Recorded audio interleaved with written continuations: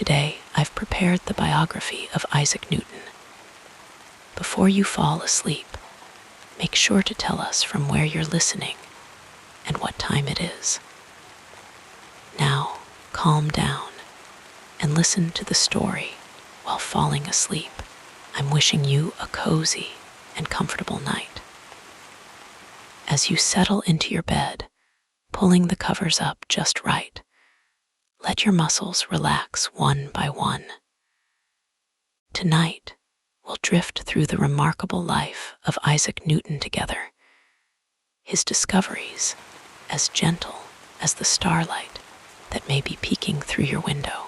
His story of apples and gravity, of light and motion, will carry you softly into your dreams. The gentle rhythm of his life's journey will help ease your mind as you transition into peaceful slumber. So close your eyes, take a deep breath, and let's begin our soothing exploration of one of history's greatest scientific minds. In the quiet countryside of Woolsthorpe, a small hamlet in Lincolnshire, England, as winter winds swept across the rolling hills on Christmas Day of 1642, a child was born who would one day unravel the mysteries of our universe. This child was Isaac Newton, born prematurely and so small that, as his mother Hannah later recalled, he could fit inside a quart mug.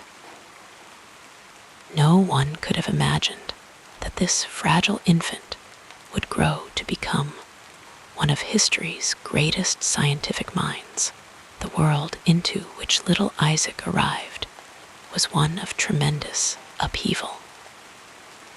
England was torn by civil war, with parliamentarians and royalists locked in bitter conflict. King Charles would lose his throne and eventually his head, while Oliver Cromwell's Puritan influence spread across the land. Yet, in Woolsthorpe Manor, a modest stone farmhouse that had been in the Newton family for generations, such tumults seemed distant as Hannah cradled her tiny son beside the crackling hearth. Isaac never knew his father, also named Isaac Newton, a prosperous but illiterate yeoman farmer who had died 3 months before his son's birth. The elder Newton had left his wife and unborn child a comfortable estate with fertile lands surrounding their sturdy home. Picture, if you will, the soft golden light of oil lamps illuminating the simple rooms where baby Isaac spent his first years. The gentle sounds of countryside life drifting through open windows on summer evenings. Hannah Icecoff Newton was from a family of higher standing than her husband's, with connections to the gentry. She was educated and possessed a gentle strength that would influence her son, though their time together during his early childhood would be brief. When Isaac was barely 3 years old, his mother remarried a wealthy clergyman named Barnabas Smith, who lived in the nearby village of North Witham. This marriage brought a profound change to young Isaac's life. His stepfather did not want the child in his home, so Isaac remained at Woolsthorpe Manor in the care of his maternal grandmother, Marjorie Icecoff. Imagine the confusion of a small boy watching his mother leave, the quiet rooms of the manor now feeling emptier despite his grandmother's loving presence. The rolling hills and orchards surrounding Woolsthorpe became his companions as he wandered, often alone, developing the introspective nature that would later serve his scientific inquiries during those formative years.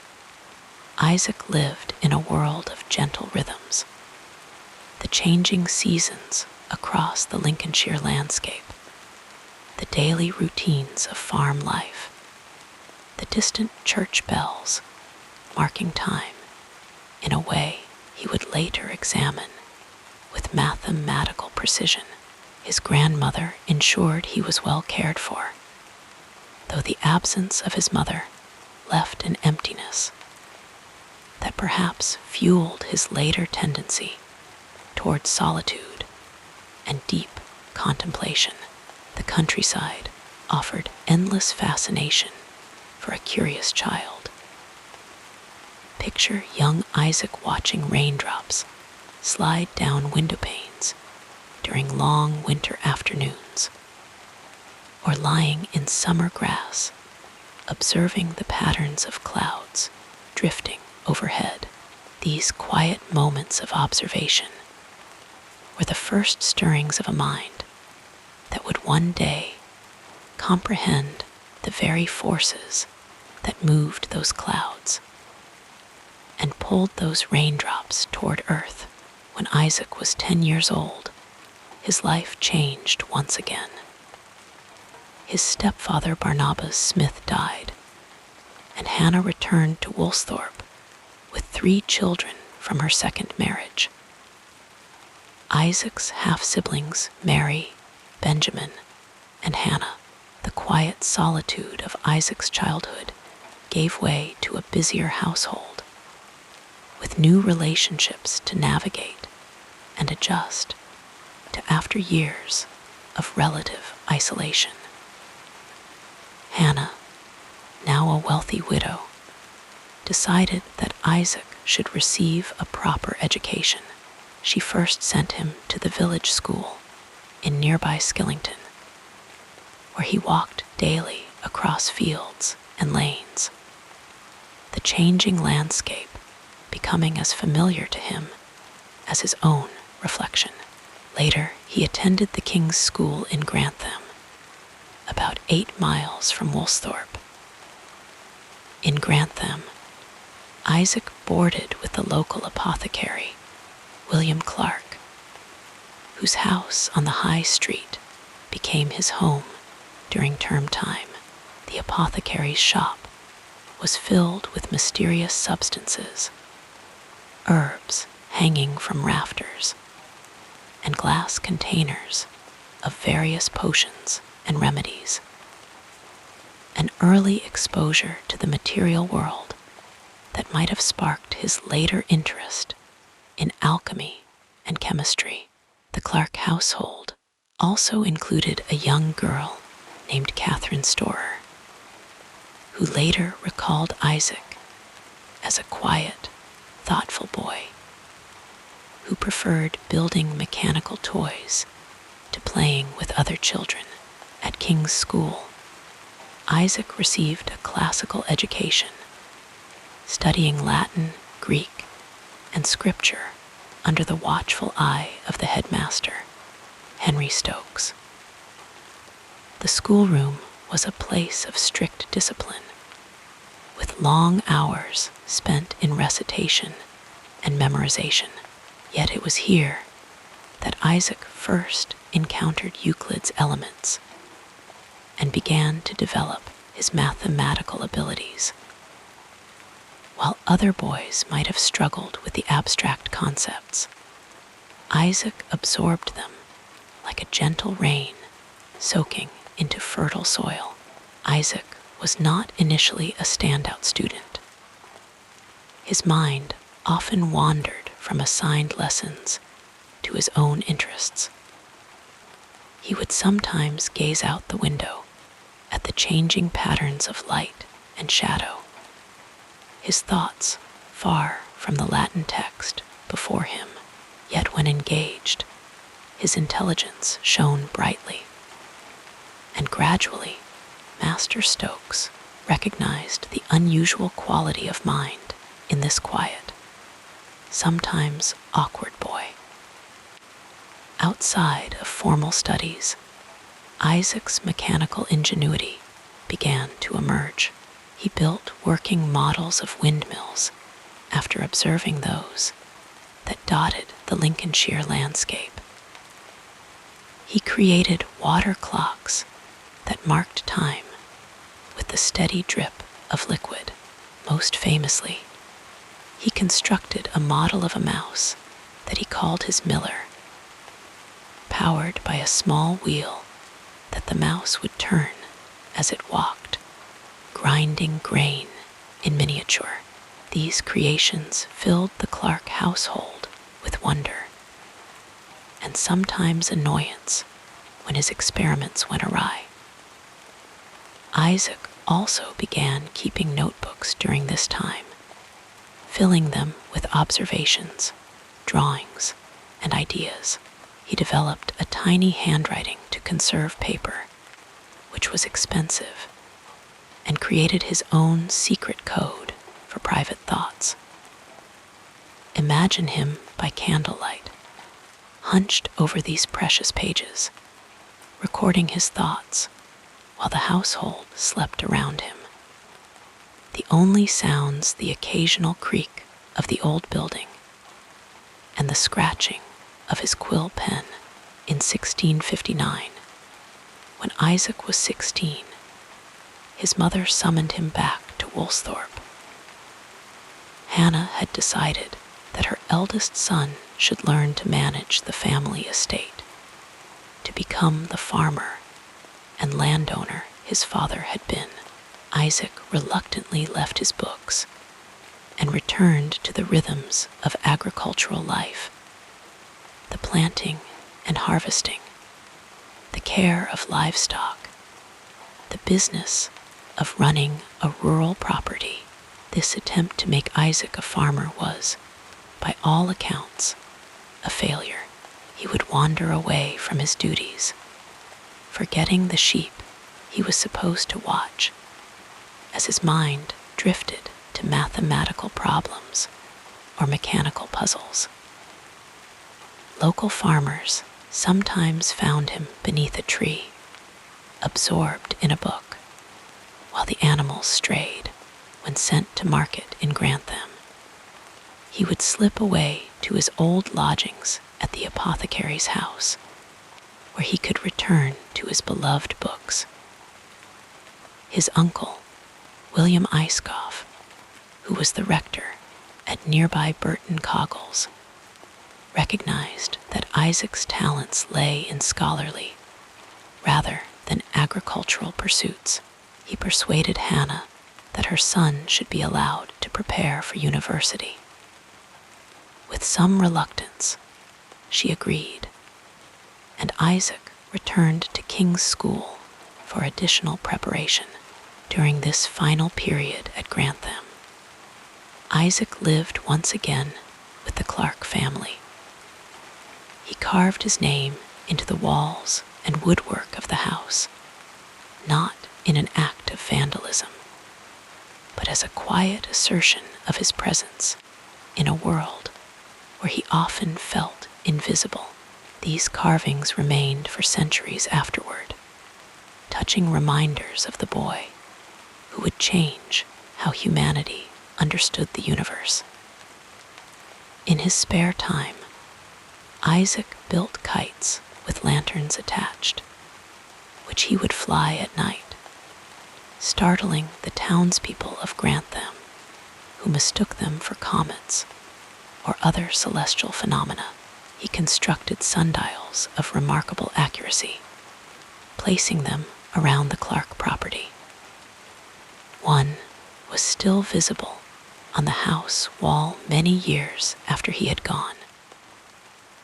These were not merely the amusements of a clever boy, but early expressions of a mind that sought to measure, to understand, to capture the movements of light and shadow.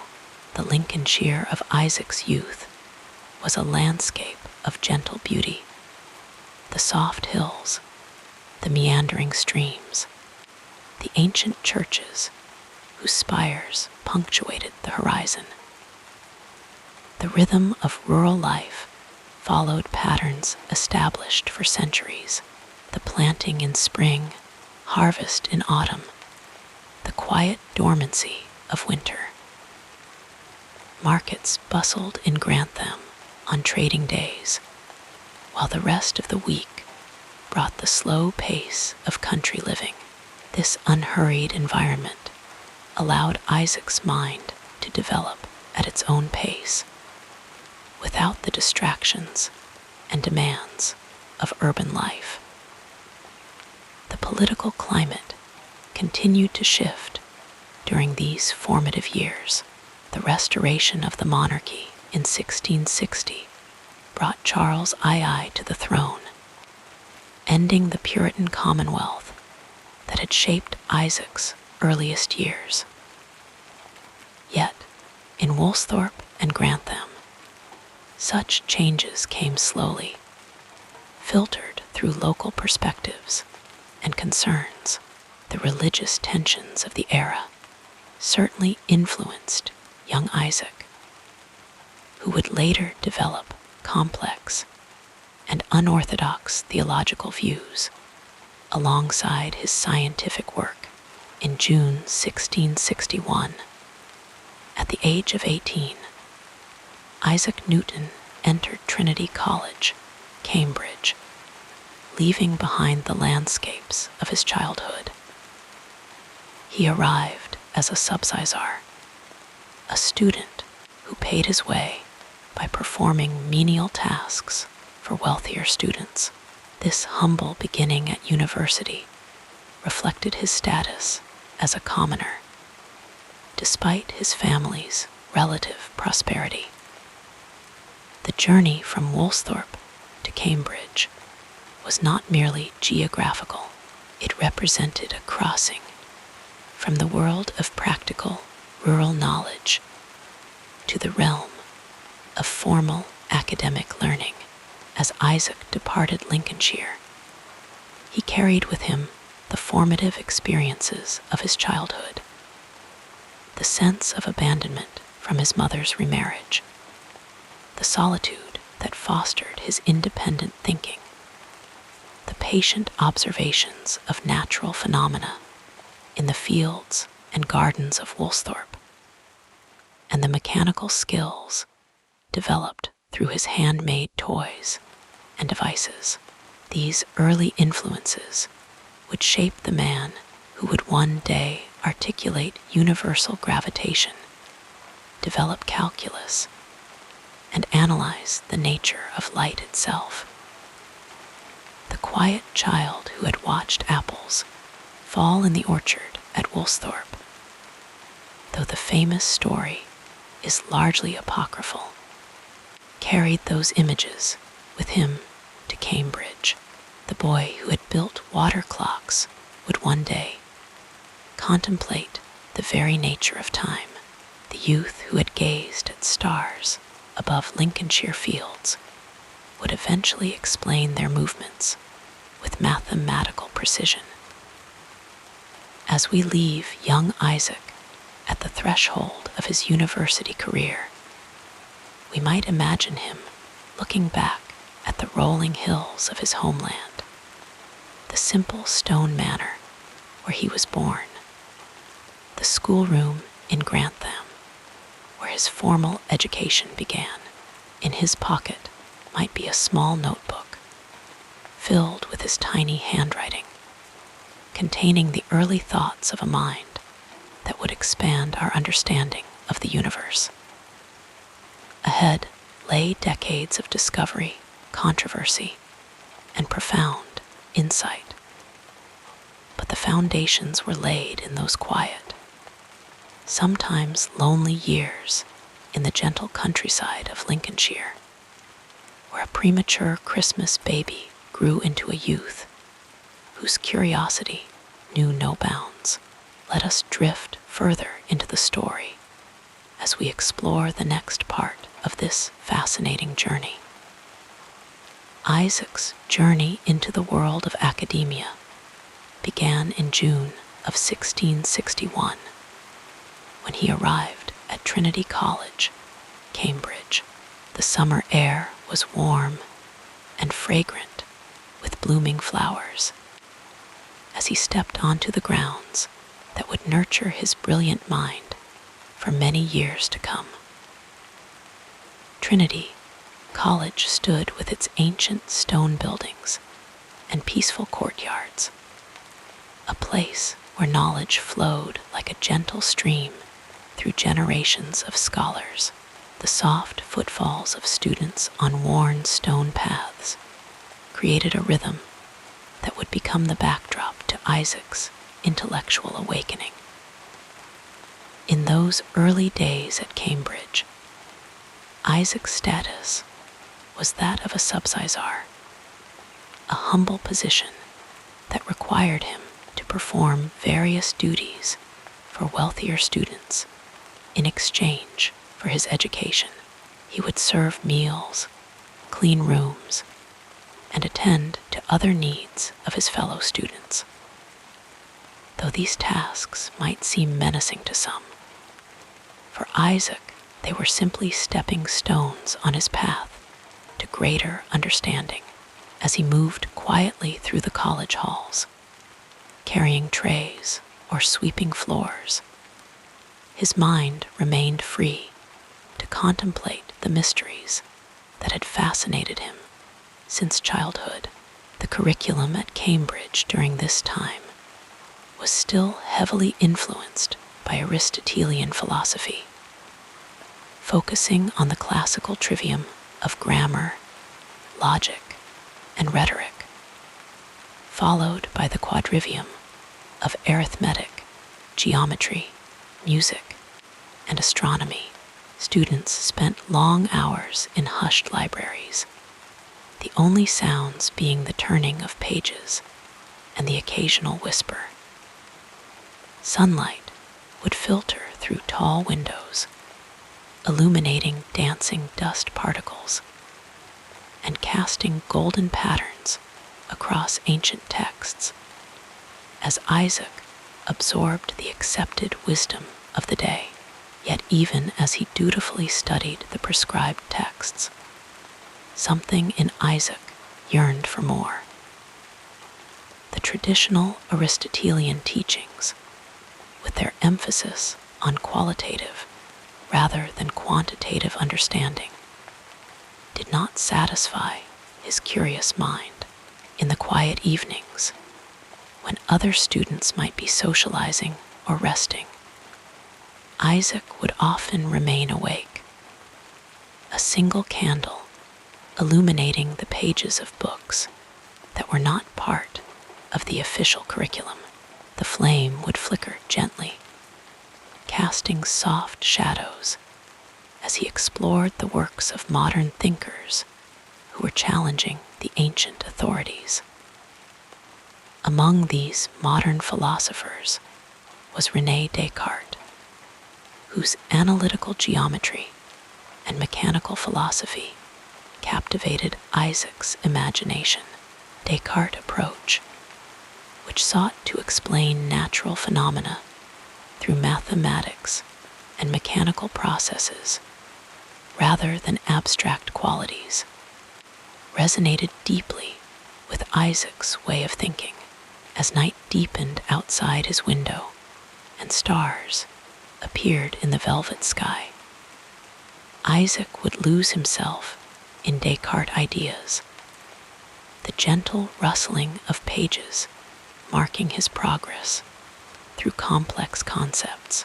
Another significant influence during these formative years was Isaac Barrow, the first Lucasian professor of mathematics at Cambridge.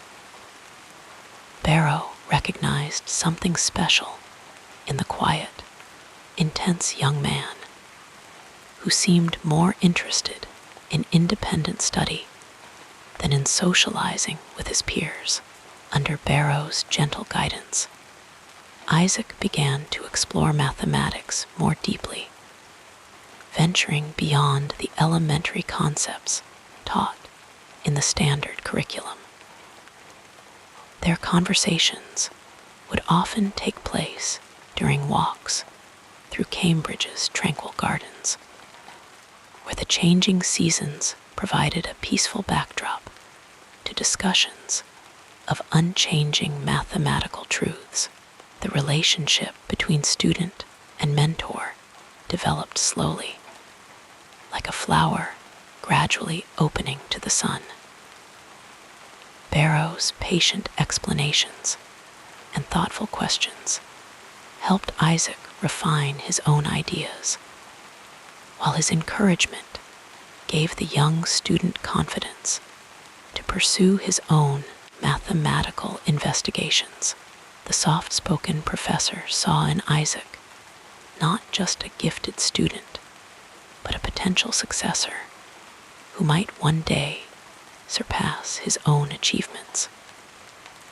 During long afternoons in the college library, Isaac would sometimes set aside his studies to gaze out the window at the swaying trees and drifting clouds. These moments of quiet contemplation were not idle daydreaming, but rather opportunities for his mind to process and connect the various ideas he had encountered. The gentle rhythm of nature outside seemed to harmonize with the mathematical patterns he was discovering in his studies, creating a soothing sense of unity that would later inform his understanding of the universe. In 1664, Isaac experienced a moment of profound significance when he discovered the binomial theorem, a mathematical formula that allows for the expansion of powers of sums. This discovery came not in a flash of dramatic insight, but through patient, methodical work, hours spent at his desk, as sunlight moved slowly across the floor, gradually giving way to candlelight as evening fell. The satisfaction of this achievement was like a warm glow that spread through him, not the fierce excitement of sudden revelation, but the deep contentment of understanding gradually attained. The following year brought both challenge and unexpected opportunity. In 1665, the Great Plague reached Cambridge, forcing the university to close its doors. Students and faculty dispersed to avoid the contagion, seeking safety in less populated areas. Isaac returned to Woolsthorpe Manor, the place of his birth and early childhood. What might have seemed a setback, this interruption of his formal education would prove to be one of the most productive periods of his life. Free from the constraints of the university curriculum and the distractions of college life, he could devote himself entirely to his own investigations. The quiet countryside provided a perfect environment for deep thought, with only the soft sounds of nature, bird song, rustling leaves, distant farm animals, to accompany his mental explorations. During this period of solitary study, Isaac made remarkable progress in several areas that would define his later work. He developed his early ideas on calculus, which he called the method of fluxions, a mathematical approach that would allow for the analysis of continuously changing quantities. As summer turned to autumn and leaves drifted gently to the ground outside his window, Isaac filled page after page with tiny, precise notations, working through problems that had stumped mathematicians for generations. His work on optics also advanced significantly during this time, using a small glass prism that he had purchased at a local fair. Isaac conducted experiments in his chamber, allowing sunlight to pass through the prism and observing the resulting spectrum of colors. The dance of rainbow hues across his wall fascinated him, leading to insights about the nature of light that would eventually challenge the prevailing theories of his day. As dust particles floated lazily in the colored beams, Isaac would sit for hours, making careful observations and notes in his journal. Perhaps most famously, it was during this period that Isaac began to contemplate universal gravitation. While the story of the falling apple may be partly mythical, there is truth in the idea that observing objects fall, whether apples from trees or leaves from branches, contributed to his thinking about the forces that govern motion.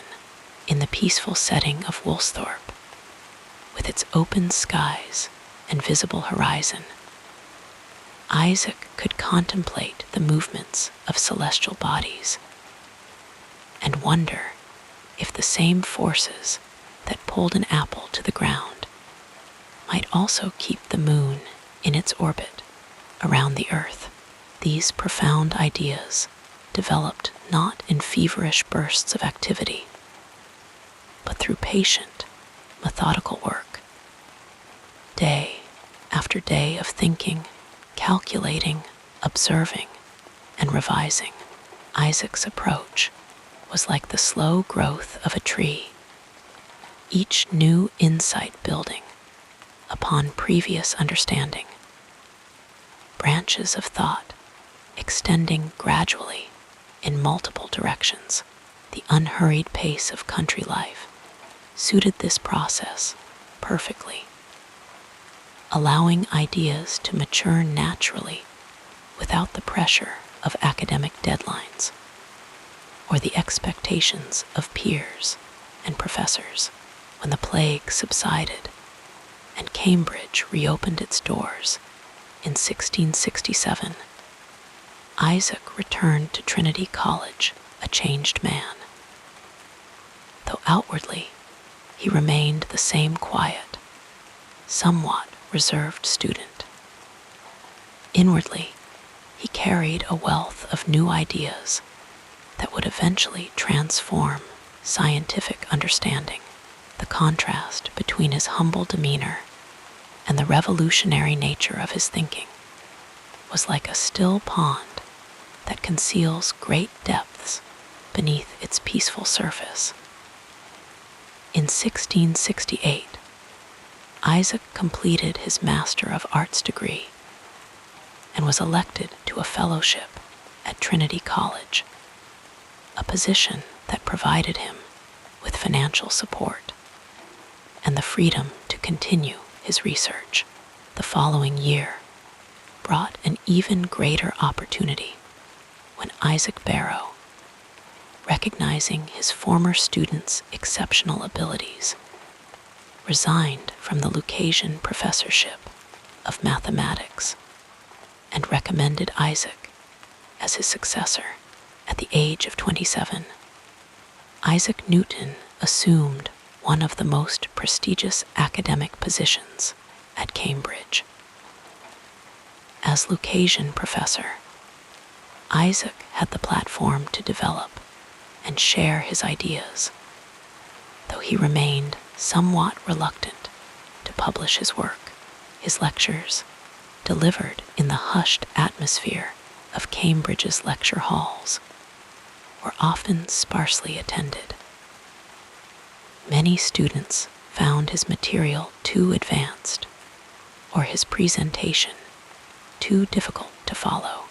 Isaac would speak softly, sometimes seemingly lost in his own thoughts, as afternoon light filtered through tall windows and dust motes danced in the air.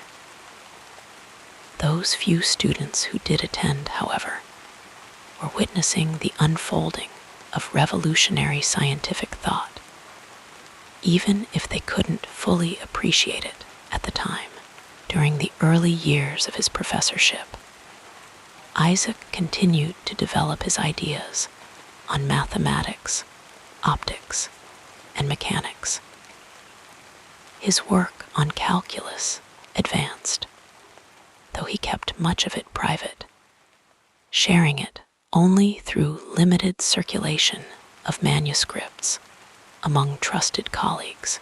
The gentle scratching of his quill pen on parchment during long, quiet evenings in his chambers produced pages of calculations and proofs that would eventually change the course of mathematics.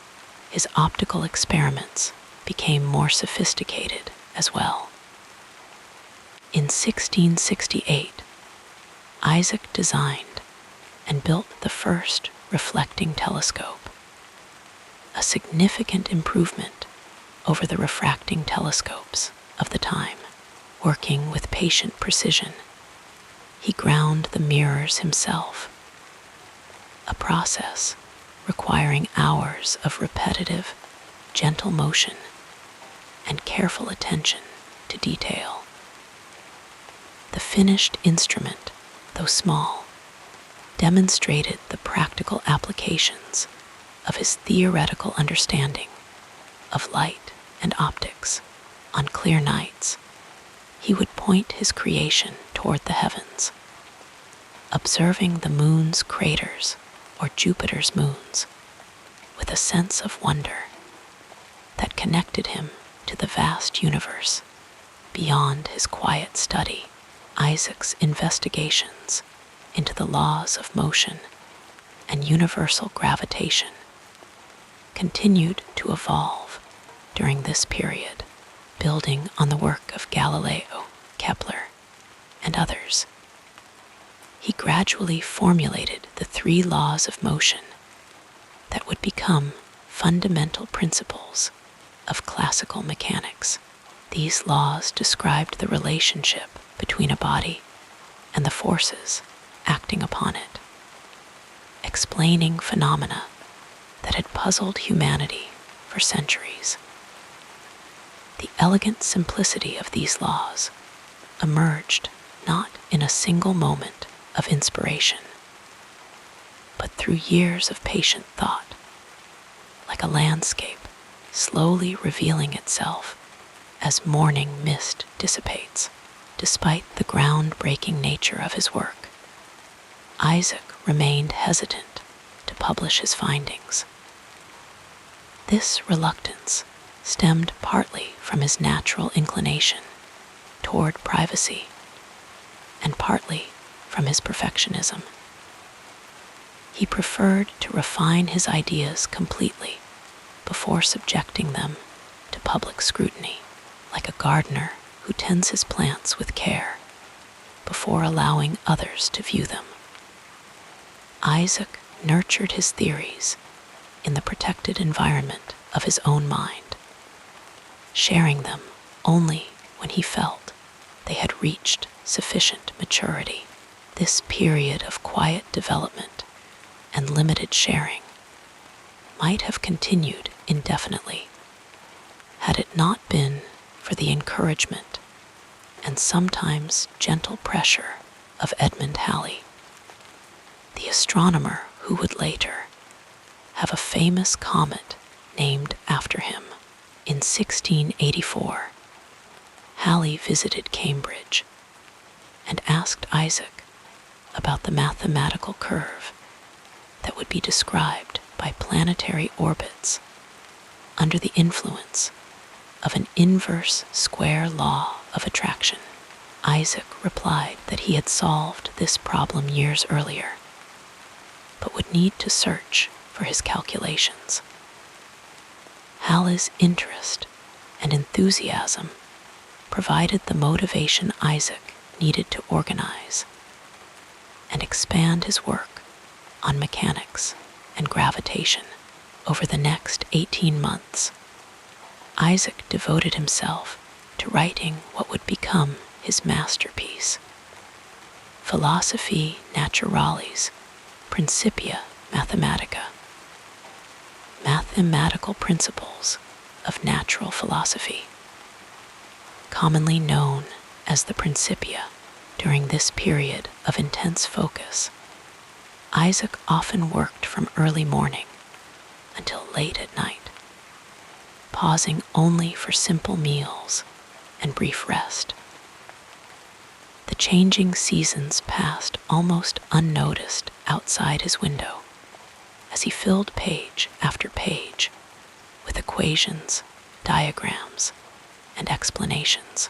The Principia, published in 1687 with financial support from Halley, presented a comprehensive system of mathematical physics that would dominate scientific thought for centuries. In this monumental work, Isaac presented his three laws of motion, his law of universal gravitation, and a wealth of mathematical methods for analyzing physical phenomena. The book represented not just the culmination of his own thinking, but a synthesis of the scientific progress that had been made by his predecessors and contemporaries. The publication of the Principia marked the end of Isaac's long period of relative obscurity and the beginning of his recognition as one of the greatest scientific minds in history. Yet even as his fame grew, he maintained the same methodical, patient approach to his work that had characterized his earlier years. The quiet student who had once served as a subsizar at Trinity College had become a towering figure in the scientific world.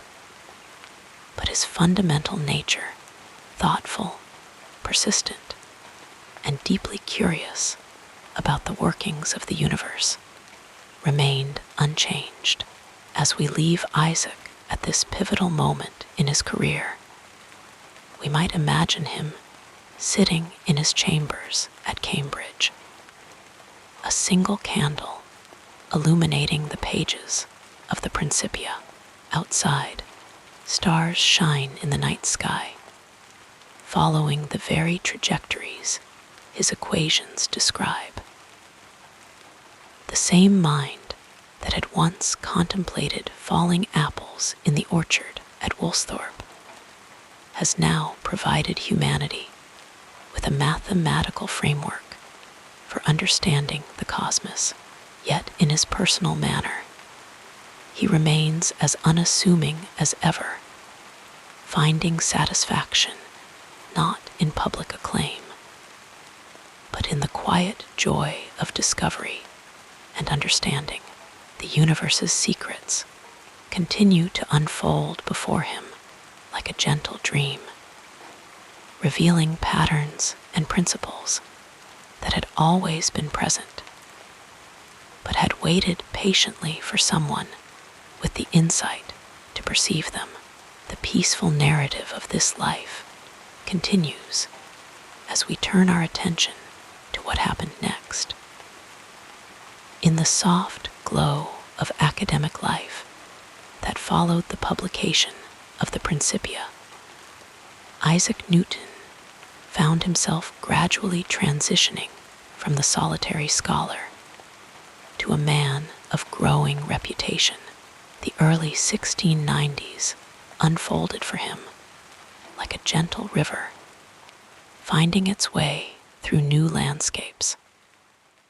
As his career began to take on dimensions beyond the quiet contemplation of natural philosophy, the dawn of this new chapter in his life was as subtle as the first light of morning spreading across a winter field, unhurried yet inevitable.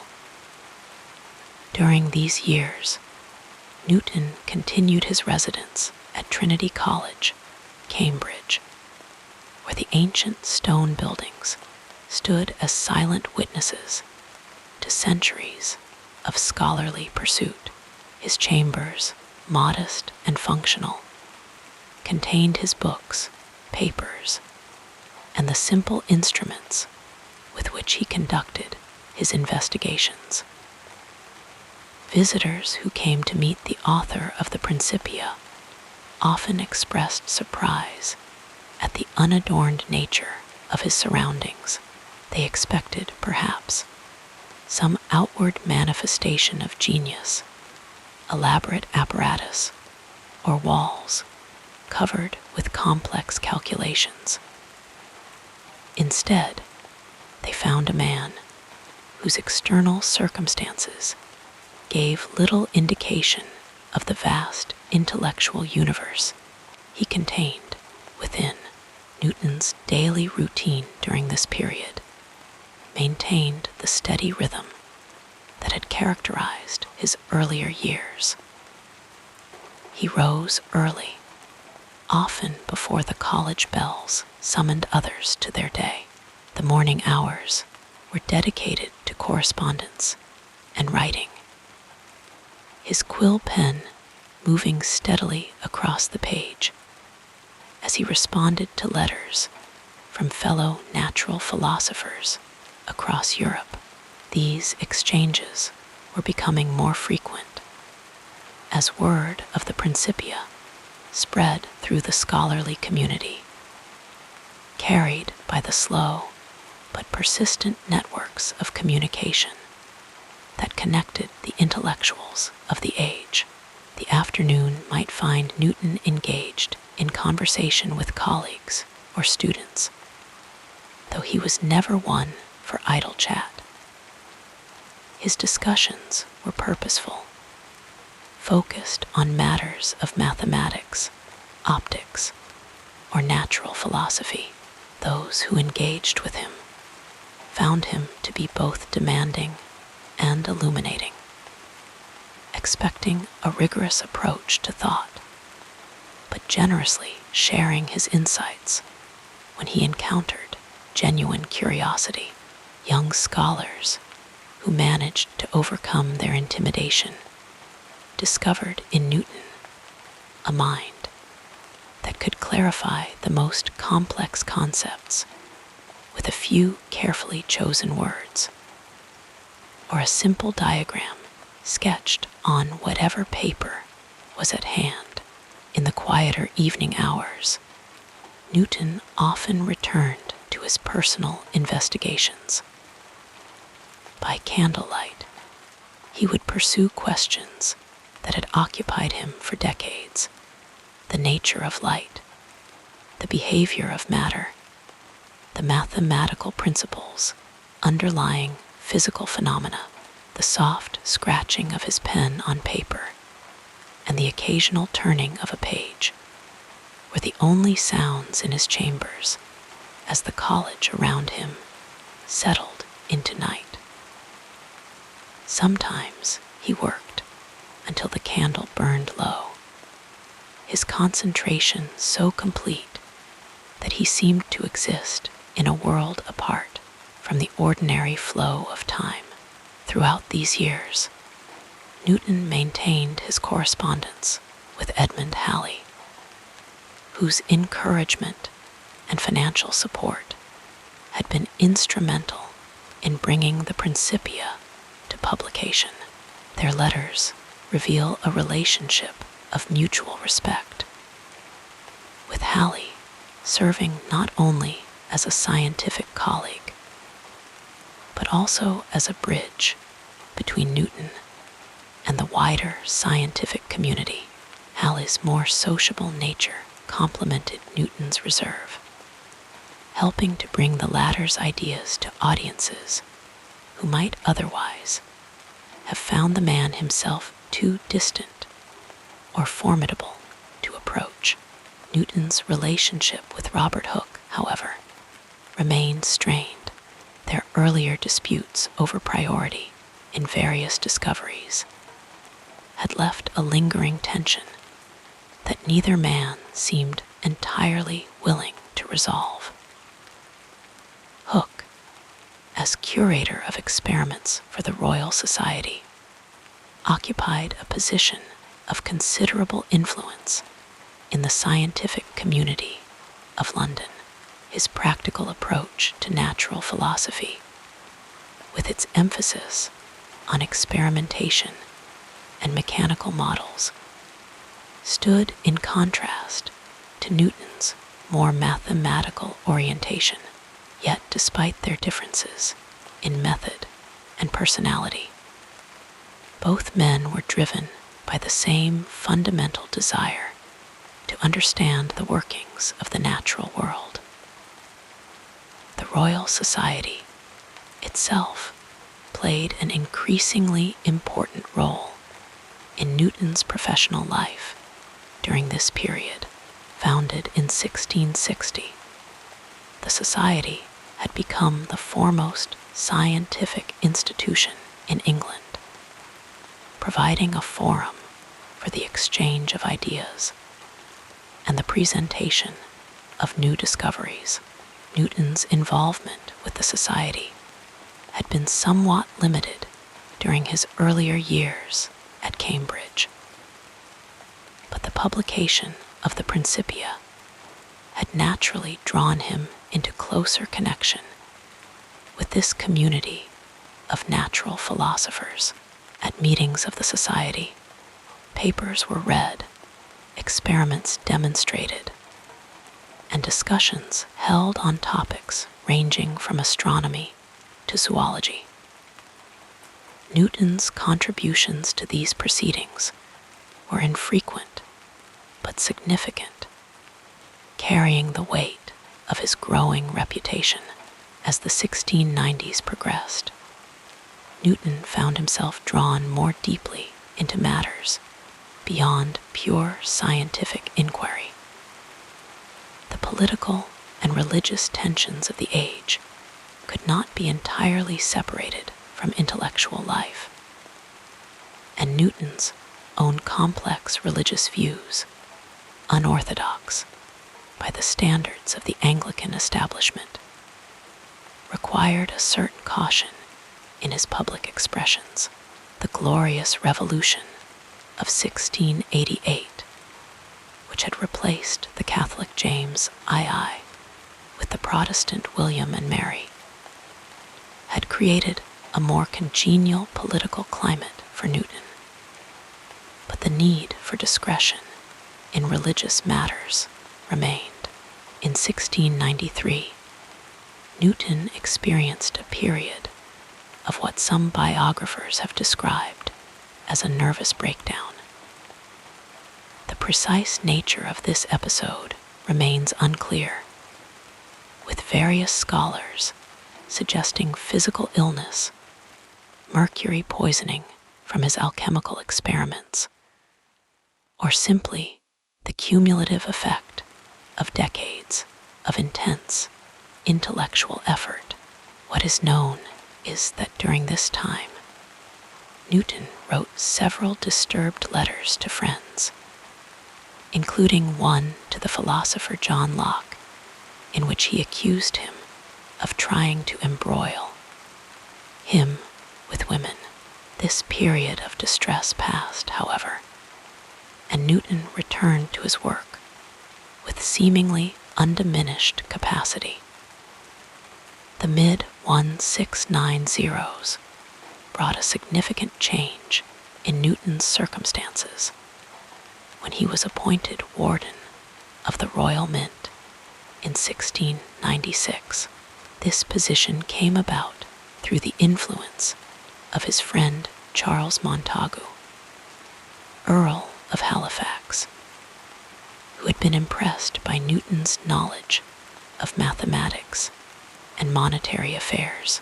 The appointment marked Newton's first significant professional role outside of academia and required his relocation from Cambridge to London.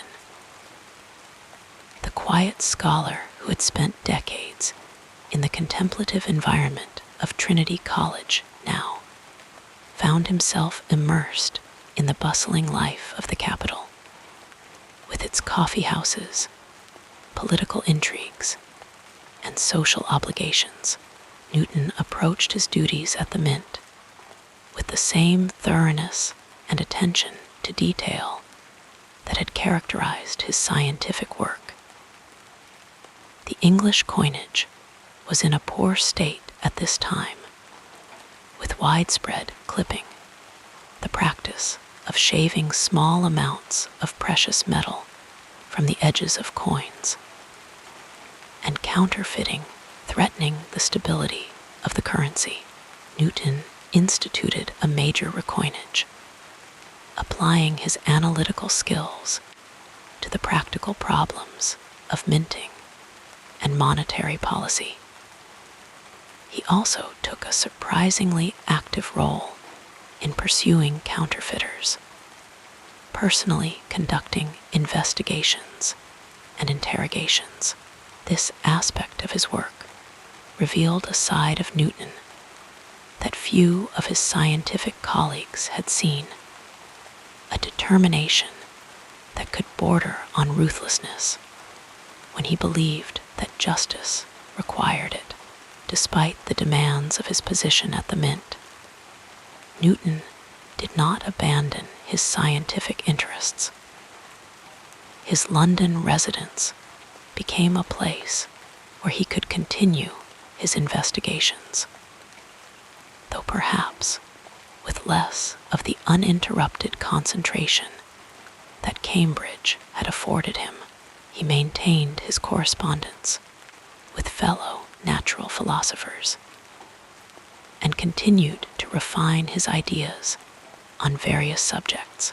The optical investigations that had occupied him since his early years at Cambridge were particularly close to his heart. And in 1704, he would publish his second great work, Optics, which presented his experimental findings and theoretical conclusions about the nature of light and color. Newton's move to London also brought him into more frequent contact with the Royal Society, and in 1703 he was elected its president, a position he would hold until his death.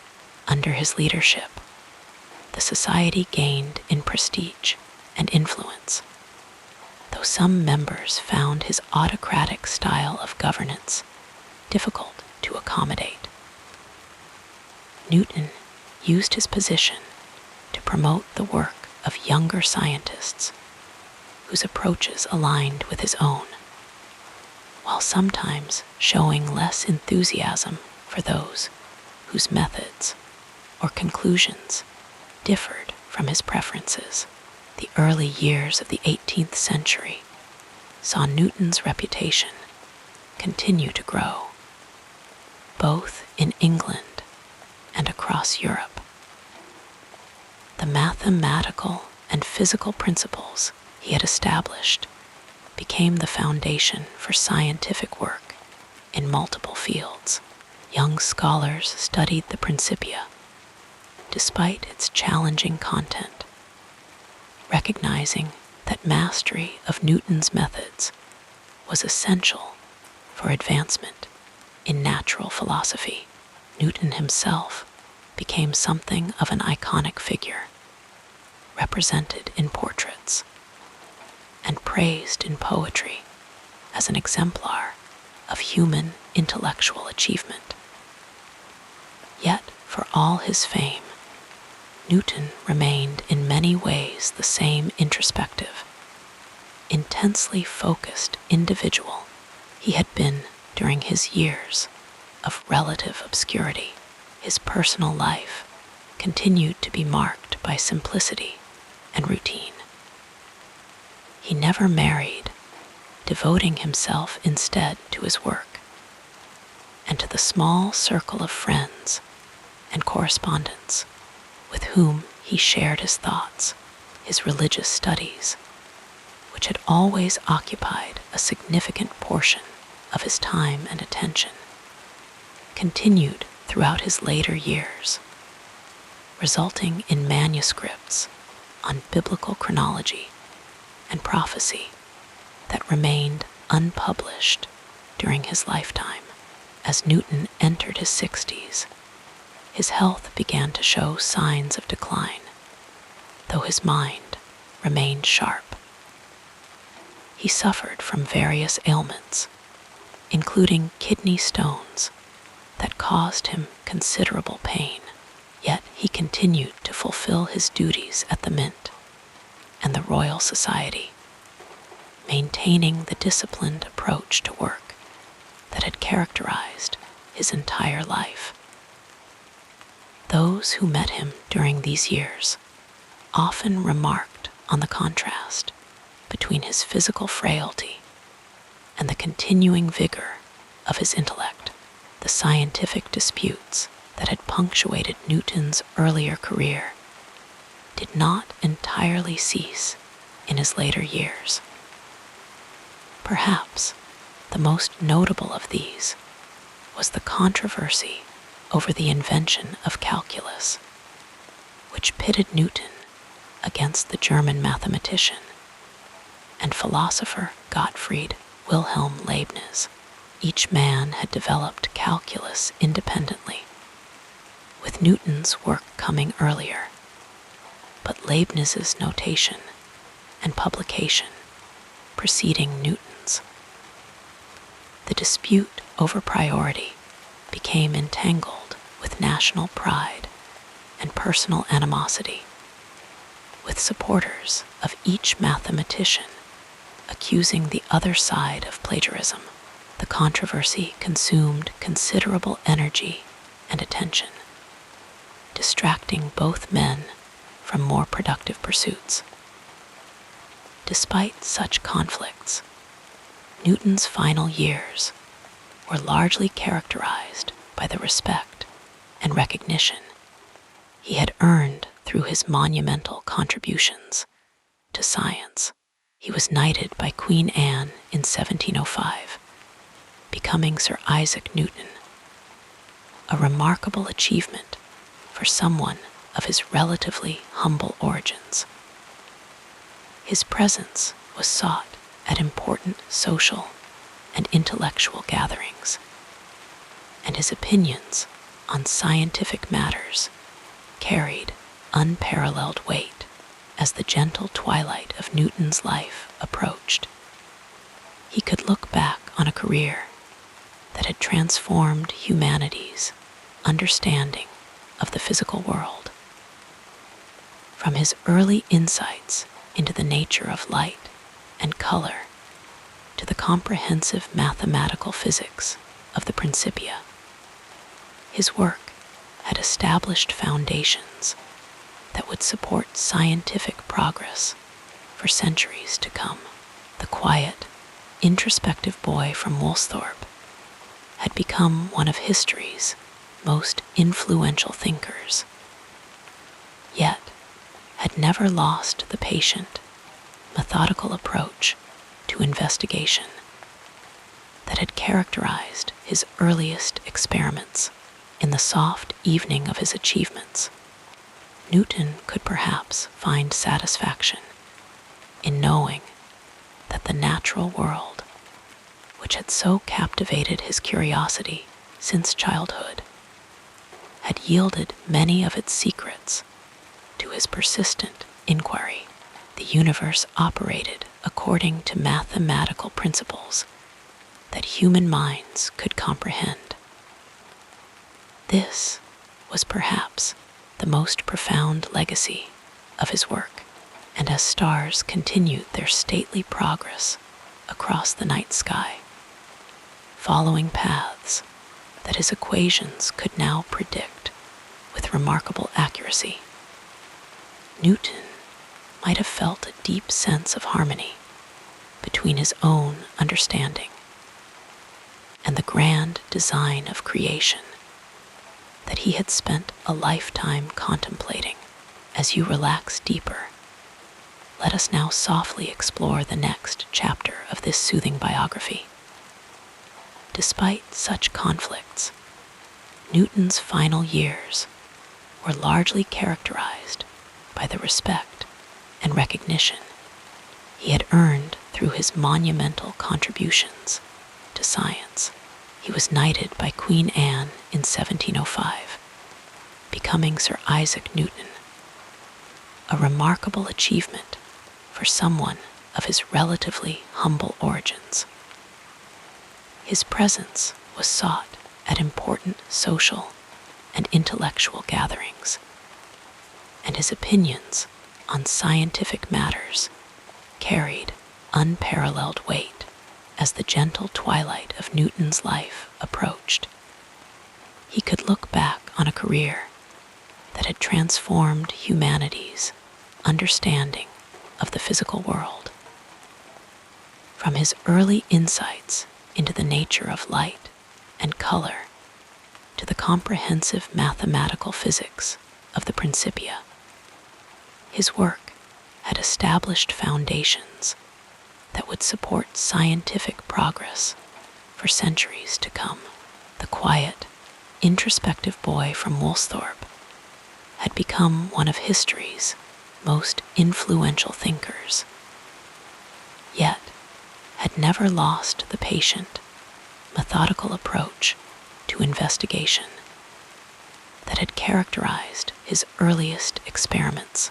In the soft evening of his achievements, Newton could perhaps find satisfaction in knowing that the natural world, which had so captivated his curiosity since childhood, had yielded many of its secrets to his persistent inquiry. The universe operated according to mathematical principles that human minds could comprehend.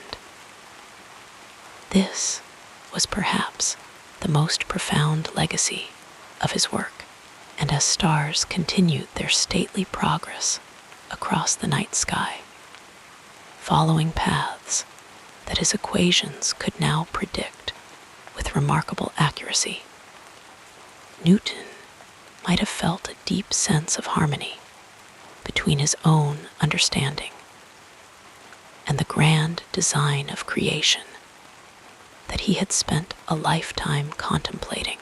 Among Newton's most celebrated contributions was his work on the nature of light. It began during those quiet, contemplative days at Woolsthorpe Manor, where he had retreated during the Great Plague of London in 1665 and 1666.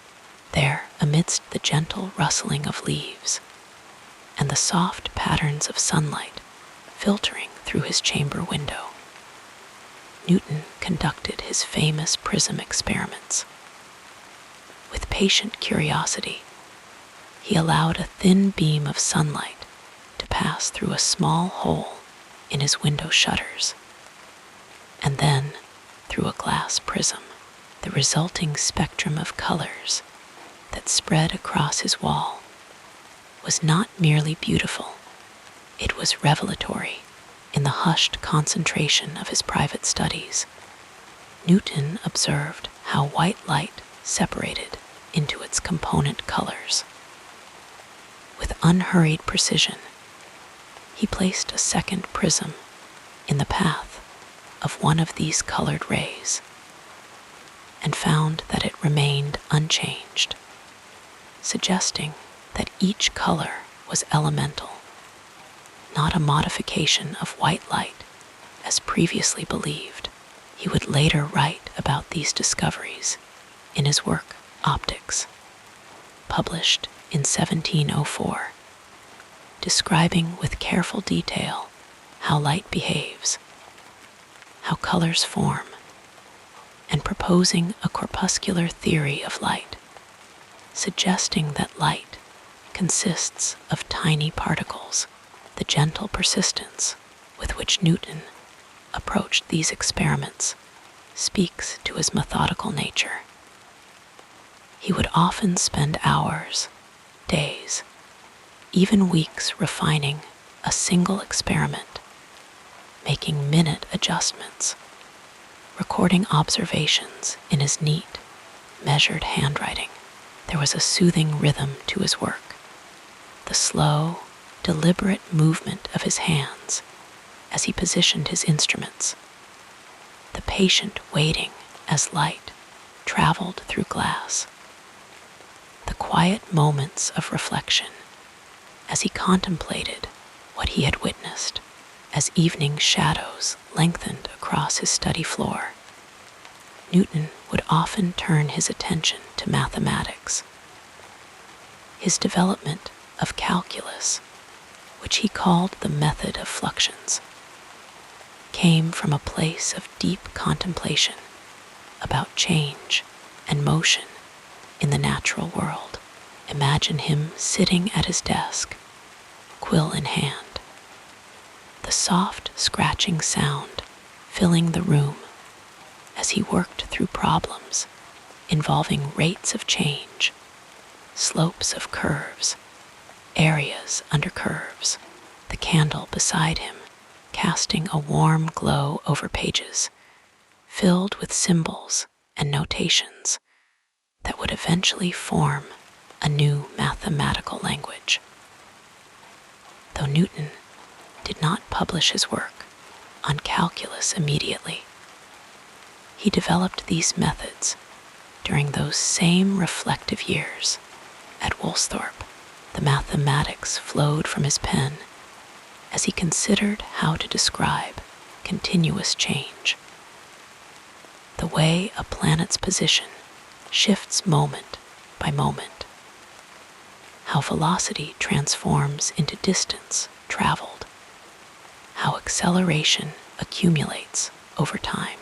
There is something deeply calming in the way Newton approached these abstract concepts, finding patterns and order in the fluid nature of reality, creating tools that could capture the gentle unfolding of natural processes. The development of calculus alone would have secured Newton's place in the pantheon of great thinkers. But his mind continued its unhurried exploration of the cosmos. Perhaps his most transformative work came in understanding the motions of heavenly bodies and the forces that govern them. The story of how an apple's fall inspired his thoughts on universal gravitation has become legendary, though Newton himself described it more modestly. Picture a contemplative afternoon in the orchard at Woolsthorpe, the soft thud of apples occasionally breaking the silence as Newton pondered why objects always fall straight toward Earth's center.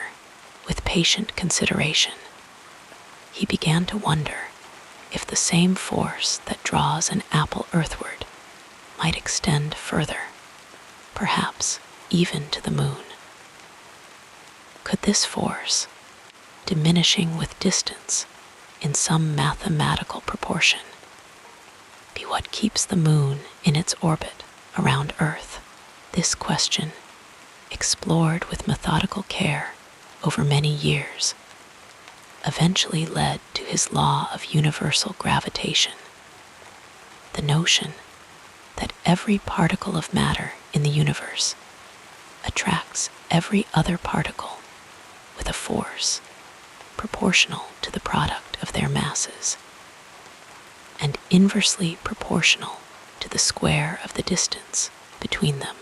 The mathematical expression of this idea, this gentle, invisible force that embraces all matter, would become one of the most elegant equations in physics. There is something deeply soothing about the universality Newton discovered, the way he found that the same principles govern the fall of an apple and the orbit of planets.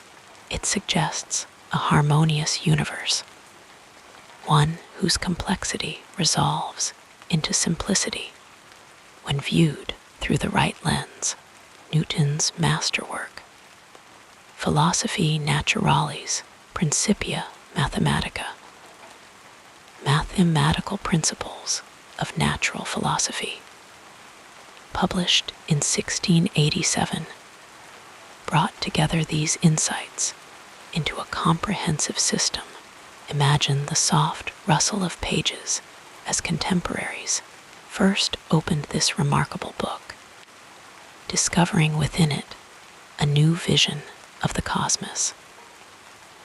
The Principia was written with meticulous care over several years, each proposition building upon the last with logical precision, each mathematical proof crafted with exquisite attention to detail. In the Principia, Newton set forth his 3 laws of motion, principles that describe with elegant simplicity how objects behave when forces act upon them. The first law states that an object at rest tends to stay at rest, and an object in motion tends to stay in motion with the same speed and in the same direction unless acted upon by an unbalanced force. There is a tranquil wisdom in this observation, a recognition of the natural tendency toward continuity, toward maintaining the existing state of affairs. The second law describes how a force acting on an object produces an acceleration proportional to the force and inversely proportional to the object's mass. One can almost visualize Newton conducting small experiments to verify this relationship, perhaps rolling balls of different weights down inclined planes, measuring distances and times with patient precision, recording results in his journal by candlelight as evening descended. His third law, that for every action there is an equal and opposite reaction, reveals a fundamental balance in nature, a give and take that maintains equilibrium throughout the physical world.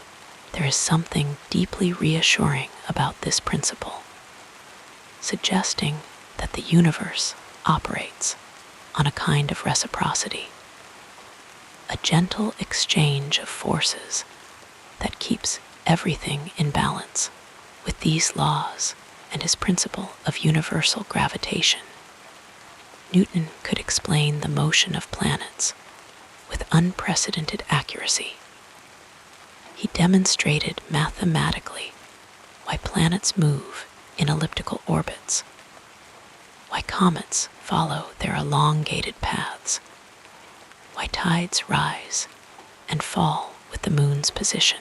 The celestial dance that had mystified humanity for millennia now unfolded according to comprehensible principles, each heavenly body following its path in accordance with mathematical laws. Newton's approach to understanding these cosmic motions involved developing new mathematical tools. When existing mathematics proved insufficient for his needs, he simply created what was required with unhurried determination. He developed his method of fluxions, what we now call calculus, precisely because he needed a mathematical language that could describe continuous chain and motion. There is something wonderfully peaceful about this aspect of Newton's genius, his willingness to patiently craft new tools when existing ones would not serve. The process by which Newton arrived at his insights was characterized by prolonged, meditative thought. He was known to contemplate problems for extended periods, turning questions over in his mind during long walks through Cambridge's quiet courtyards, or while sitting in the stillness of his chambers. This constant, gentle rumination allowed ideas to mature slowly, connections to form naturally, solutions to emerge in their own time. Newton's notebooks reveal this unhurried approach, pages filled with calculations, diagrams, and notes show how he would return to the same problem repeatedly, approaching it from different angles, refining his understanding with each iteration. There was no rush to publication, no race to announce findings before they had fully ripened in his mind.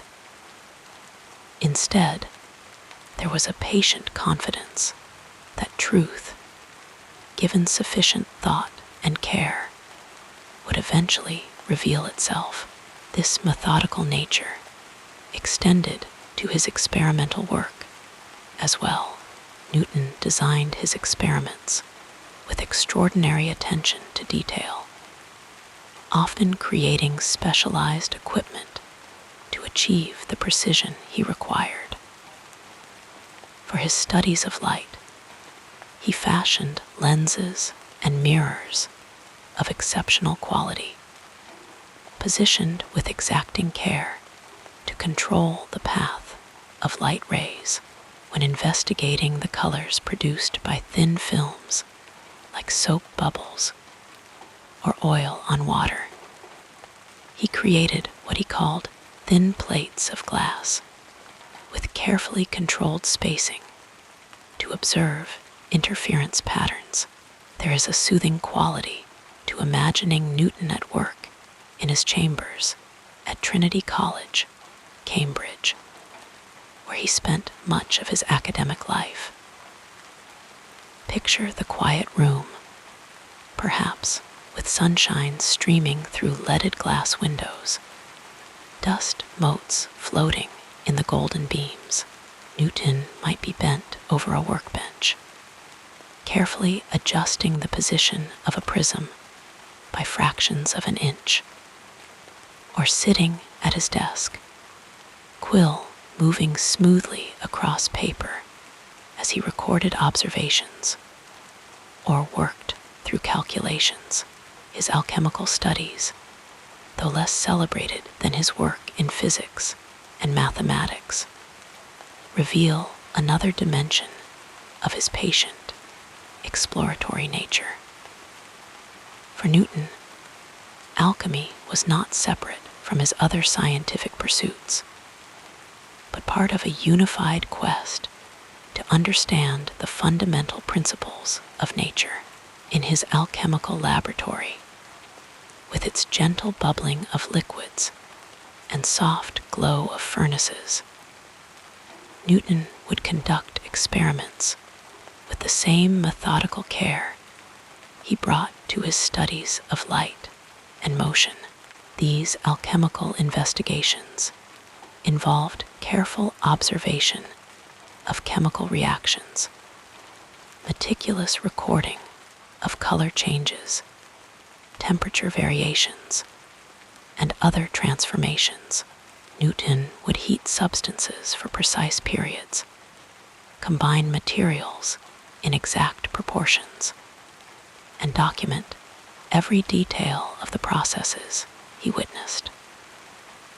Though the goals of alchemy, such as transmutation of base metals into gold, were never achieved, these studies contributed to Newton's broader understanding of material transformations and the behavior of substances under various conditions. Newton's intellectual life was characterized by periods of intense focus, alternating with times of broader exploration. There were seasons when he would devote himself entirely to a single problem, working with quiet determination until he had resolved it to his satisfaction. During his work on optics, for instance, he sometimes spent so many hours staring at the sun through various instruments that he damaged his eyesight, requiring days of recovery in darkened rooms. Yet there were also times when his curiosity led him to explore multiple avenues simultaneously. He might move from astronomical calculations to biblical chronology to experiments with prisms, allowing his mind to wander across disciplines, finding unexpected connections between seemingly unrelated areas.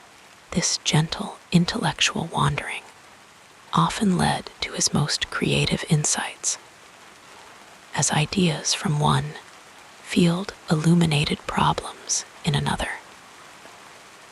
Newton's relationship with the wider scientific community was complex, though he could be fiercely protective of his work and prickly when criticized. He also engaged in extensive correspondence with other natural philosophers of his day. Letters would travel slowly across Europe, carrying questions, observations, and theoretical proposals between Newton and figures like Leibniz, Huygens, and Flamsteed. These exchanges, unfolding over months or years, allowed ideas to develop at a measured pace, with each participant having ample time to consider responses and refine positions. The Royal Society, of which Newton eventually became president, provided another forum for the exchange of ideas. Meetings of the Society had a ceremonial quality, with presentations of new findings, demonstrations of experiments, and discussions of recent publications. Newton attended these gatherings regularly, sometimes presenting his own work, sometimes observing the contributions of others with that penetrating gaze that contemporaries found so remarkable.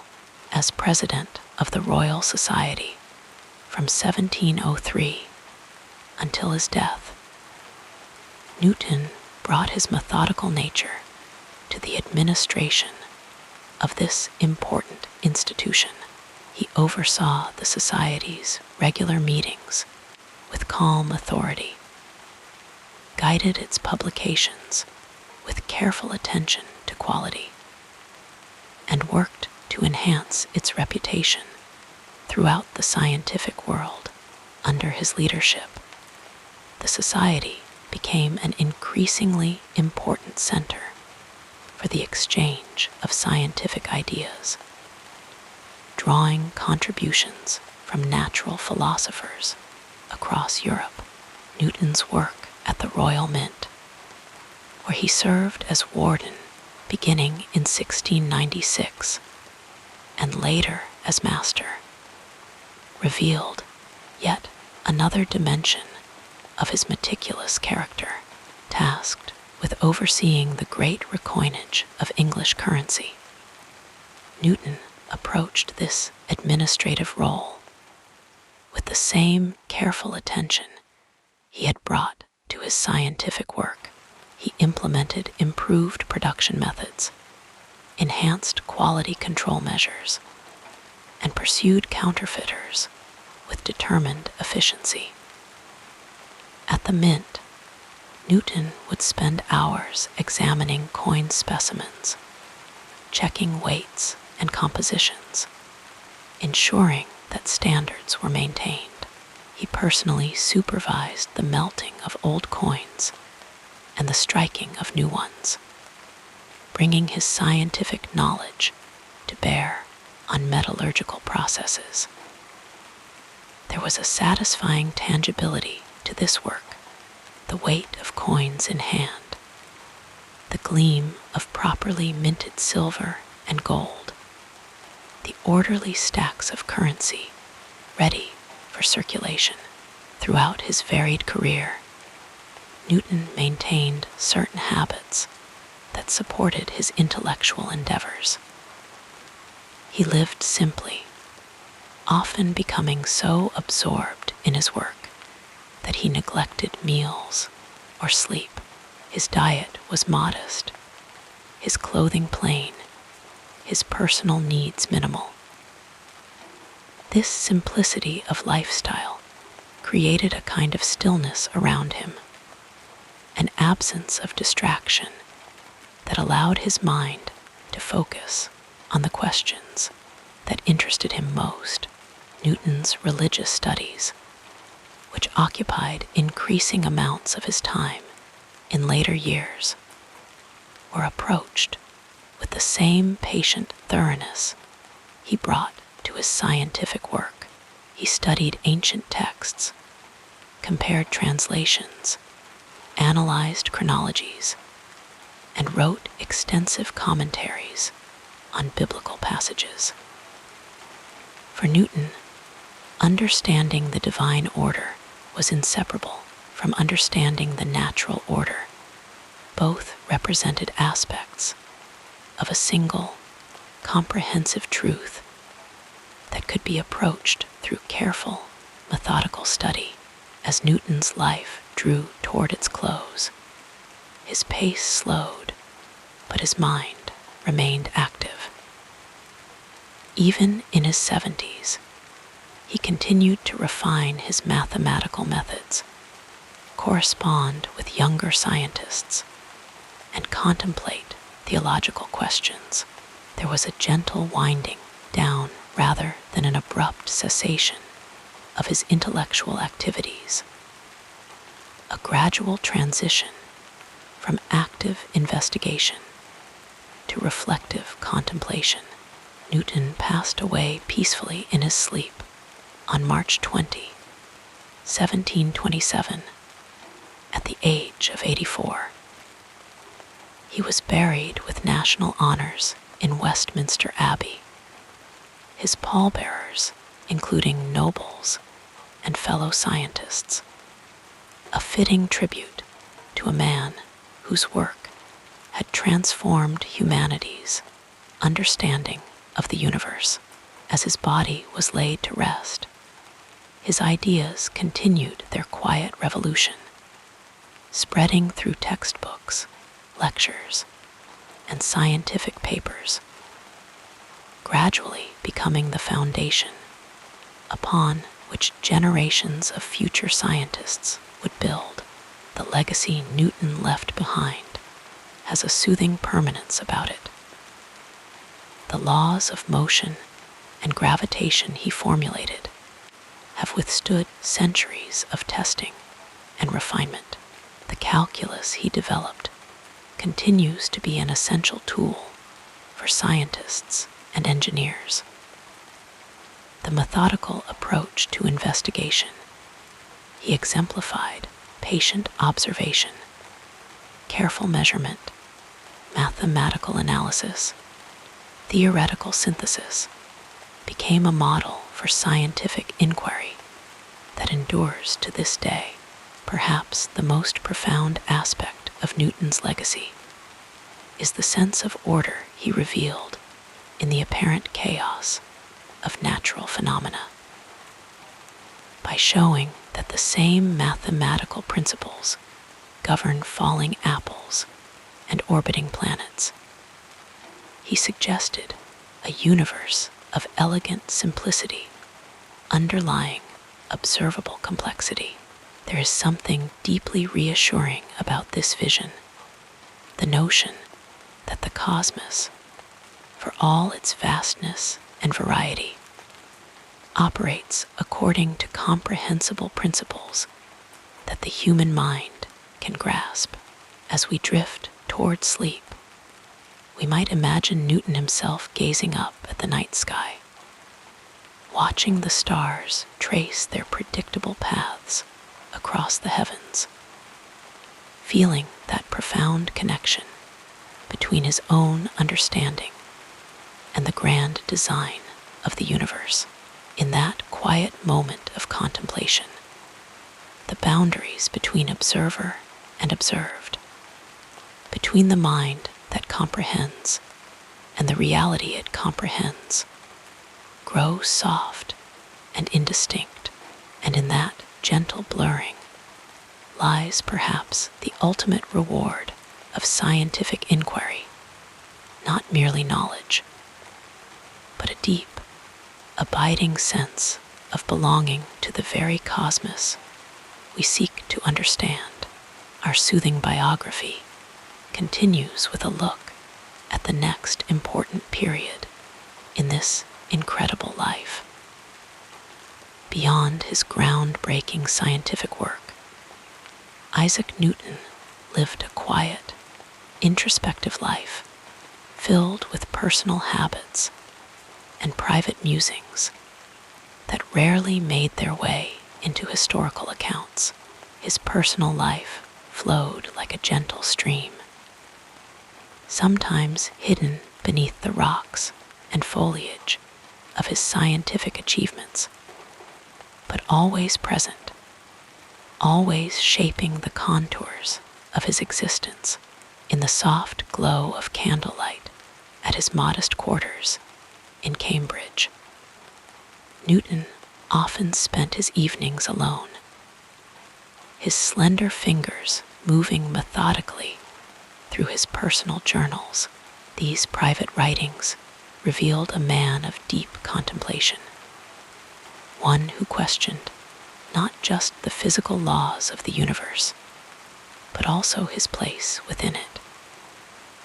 The scratching of his quill pen against parchment created a soothing rhythm as he recorded his thoughts, a gentle metronome marking the passage of time in the otherwise silent room. Newton never married, and the absence of romantic partnership in his life created space for other forms of connection.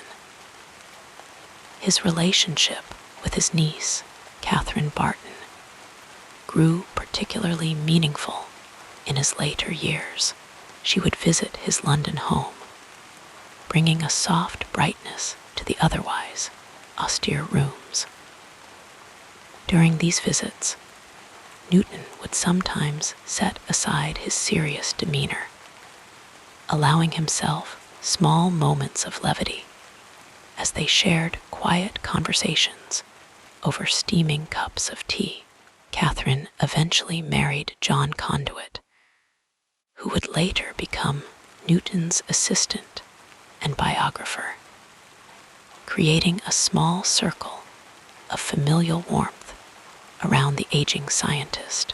The relationship between Newton and mathematician Nicolas Fatio de Dulier holds particular interest for those seeking to understand Newton's emotional life. Their correspondence reveals a deep affection that transcended mere scholarly exchange. In letters written in Newton's careful hand, we find expressions of fondness and attachment that suggest a profound emotional bond. When Fatio fell ill in 1693, Newton's concern manifested in frequent inquiries about his health and offers of assistance, though the precise nature of their relationship remains veiled by time and the conventions of their era. The tenderness evident in their exchanges suggests that Newton, often portrayed as cold and detached, was capable of deep personal connection. Newton's daily habits unfolded with the predictable regularity of the celestial motions he studied.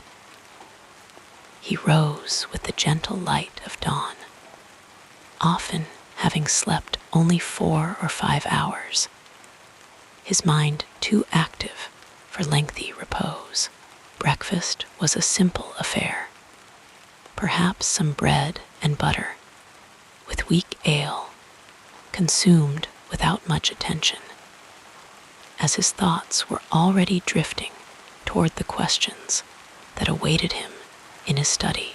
He dressed simply, showing little concern for fashion or appearance, preferring comfort and practicality in his attire. The gardens at Cambridge provided Newton with moments of peaceful contemplation on fair weather days. He would sometimes walk among the trees and flowering plants, observing the patterns of leaves and petals with the same careful attention he gave to prisms and pendulums, the gentle rustling of leaves in the breeze, the soft buzzing of bees moving from flower to flower, the changing quality of light as clouds drifted across the sky. All these sensory experiences fed his understanding of natural phenomena in ways that extended beyond mathematical formulation. Newton's interest in alchemy, often overlooked in discussions of his scientific work, occupied much of his private time. In his personal laboratory, away from the scrutiny of colleagues, he conducted countless experiments with metals and minerals, seeking transformations, both physical and spiritual, the gentle bubbling of solutions in glass vessels, the slow change of colors as substances combined and separated, the careful weighing and measuring of materials. These alchemical pursuits provided a meditative counterpoint to his more conventional scientific investigations. For Newton, alchemy was not merely a quest for material transformation, but a spiritual journey, a way of understanding the hidden connections between matter and divine purpose. His religious beliefs shaped his daily life in profound ways. Newton spent countless hours studying biblical texts, particularly the book of Revelation, seeking patterns and prophecies with the same methodical approach he applied to natural phenomena. He filled notebook after notebook with interpretations of scripture, calculations of prophetic timelines, and reflections on the nature of God.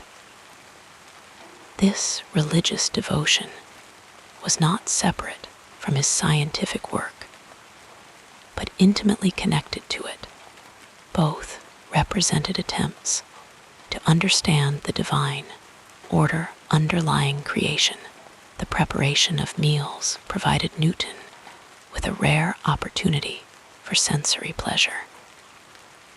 Though not known as a gourmand, he appreciated simple foods prepared well. A bowl of vegetable soup, its steam rising in delicate tendrils, might occupy his attention for a brief interval between periods of intense concentration.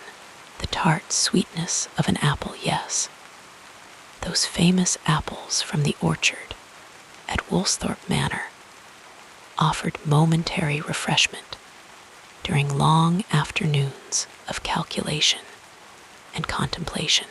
These small gustatory experiences anchored him in the physical world, even as his mind explored abstract mathematical realms. Newton's relationship with sleep was complex and sometimes troubled. His mind, constantly active with questions and calculations, often resisted the gentle pull of slumber. On many nights, he would work until exhaustion finally overcame him, falling asleep at his desk, his cheek pressed against papers covered with diagrams and equations. When he did retire to his bed, his sleep was frequently interrupted by sudden insights, that compelled him to rise and record his thoughts before they dissolved into the mist of forgotten dreams. This pattern of interrupted rest contributed to periods of illness and nervous exhaustion throughout his life. Music occasionally provided Newton with moments of respite from his intellectual labors. Though not a musician himself, he appreciated the mathematical harmony of musical compositions. The ordered progression of notes, following principles that could be expressed in numerical relationships, resonated with his understanding of a universe governed by mathematical laws. Sometimes, in the evening hours, he would listen to simple melodies played on the harpsichord, allowing the structured sounds to wash over him, creating a gentle counterpoint to the ceaseless activity of his mind. In his personal correspondence, Newton revealed glimpses of dry humor and occasional playfulness that rarely appeared in his published works. Letters to close associates sometimes contained small jokes or wry observations about academic politics or the foibles of fellow scientists. These moments of levity, like small clearings in a dense forest, suggest a man more complex and human than the austere figure often portrayed in historical accounts. The changing seasons brought subtle variations to Newton's daily routines. In winter, he worked by the warm glow of firelight, the crackling of burning logs providing a soothing accompaniment to his thoughts. The shorter days concentrated his work hours, while the longer nights expanded the time available for contemplation of the star-filled sky. Spring brought renewed energy and often a shift in focus, as the reawakening natural world presented fresh phenomena for observation. Summer allowed for more outdoor studies, particularly of light and optics, as the abundant sunshine provided ideal conditions for his experiments with prisms. Autumn, with its gradual cooling and the turning of leaves, seemed to encourage more introspective work, a turning inward that mirrored the natural world's preparation for winter's dormancy. Newton found particular solace in the cultivation of fruit trees.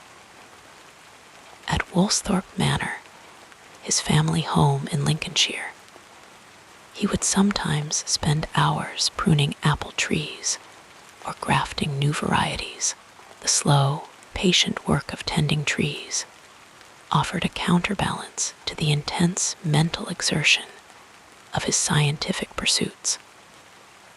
There was something deeply satisfying about these agricultural activities, perhaps because they connected him to the cycles of growth and fruition that continue regardless of human concerns, or perhaps because they provided tangible results in a way that theoretical work sometimes did not. As he aged, Newton developed a fondness for cats, appreciating their independence and quiet companionship. A gray tabby is said to have been a frequent presence in his chambers, curled contentedly near the hearth while Newton worked at his desk. The soft purring of this feline companion provided a soothing background to his thoughts, while occasional demands for attention offered welcome interruptions to periods of intense concentration. The simple act of stroking the cat's fur, feeling its warmth, and the gentle rise and fall of its breathing grounded Newton in the present moment, providing brief respite from the abstract realms his mind so often inhabited. Newton's personal library revealed interests extending far beyond mathematics and natural philosophy. Books on history, theology, and ancient languages lined his shelves, their leather bindings softened by frequent handling. He read widely and deeply, often making extensive notes in the margins of his books, engaging in silent conversation with authors across time and space. The quiet hours spent reading represented some of his most peaceful moments as the rest of the world fell away and his mind merged with the thoughts preserved on the printed page. In his final years, as his body began to fail him while his mind remained sharp, Newton found comfort in reminiscence. Sitting by the window of his London home, watching the soft play of light and shadow across the room as the day progressed, he would sometimes recall the quiet Lincolnshire landscapes of his childhood, or the bustling academic environment of Cambridge in his prime. These memories flowed through his consciousness like a gentle stream, connecting the different phases of his remarkable life into a continuous narrative of curiosity and discovery. As sleep finally approaches, we might imagine Newton in one of his rare moments of perfect contentment, perhaps watching the slow dance of dust motes in a sunbeam, their random movements somehow suggesting the ordered chaos of the cosmos itself. In that moment, the boundary between observer and observed dissolves, and Newton, like us, becomes simply another consciousness adrift in the vast, beautiful mystery of existence, carried along by the same universal currents that move the stars and planets in their eternal orbits. Let your mind float with these gentle recollections as we move forward in our story. The path of genius is rarely smooth, and Isaac Newton's journey through life was marked by numerous challenges that tested not only his intellect, but also his resilience of spirit. As we continue our gentle exploration of this remarkable man's life, let us turn now to the obstacles he faced, the quiet struggles that shaped his character as surely as his triumphs shaped our understanding of the universe. Born on Christmas Day in 1642, Newton entered the world already facing his first adversity. He arrived prematurely, so small and fragile that few expected him to survive. His father had died 3 months before his birth, leaving his mother Hannah to face the uncertainty of raising a sickly child alone. The soft winter light that filtered through the windows of Woolsthorpe Manor fell upon a baby who seemed too delicate for this world. Yet, within that tiny form resided a will to survive that would characterize his entire existence. When Newton was just 3 years old, his mother remarried and moved away to live with her new husband, leaving young Isaac behind with his grandparents. This early separation cast a long shadow over Newton's emotional development. In the quiet evenings at Woolsthorpe, as the household settled into slumber, the young boy would often gaze out his window at the stars, finding in their constant presence a comfort his mother's absence could not provide. This early experience of abandonment created in Newton a certain emotional reserve, a tendency to turn inward rather than seek connection with others, a quality that would both protect and isolate him throughout his life.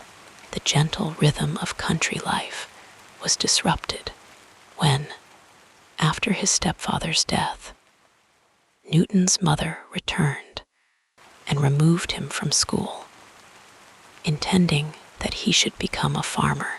For a time, Newton struggled with the practical demands of agricultural life, his mind wandering to questions of mathematics and natural philosophy, while his hands were meant to be tending sheep or mending fences. The soft rustling of leaves in the orchard seemed to whisper of mysteries beyond the boundaries of the farm, calling to something deep within him that could not be satisfied by the simple routines of rural existence. Fortunately, the intervention of his uncle and former headmaster convinced his mother to allow Newton to complete his education.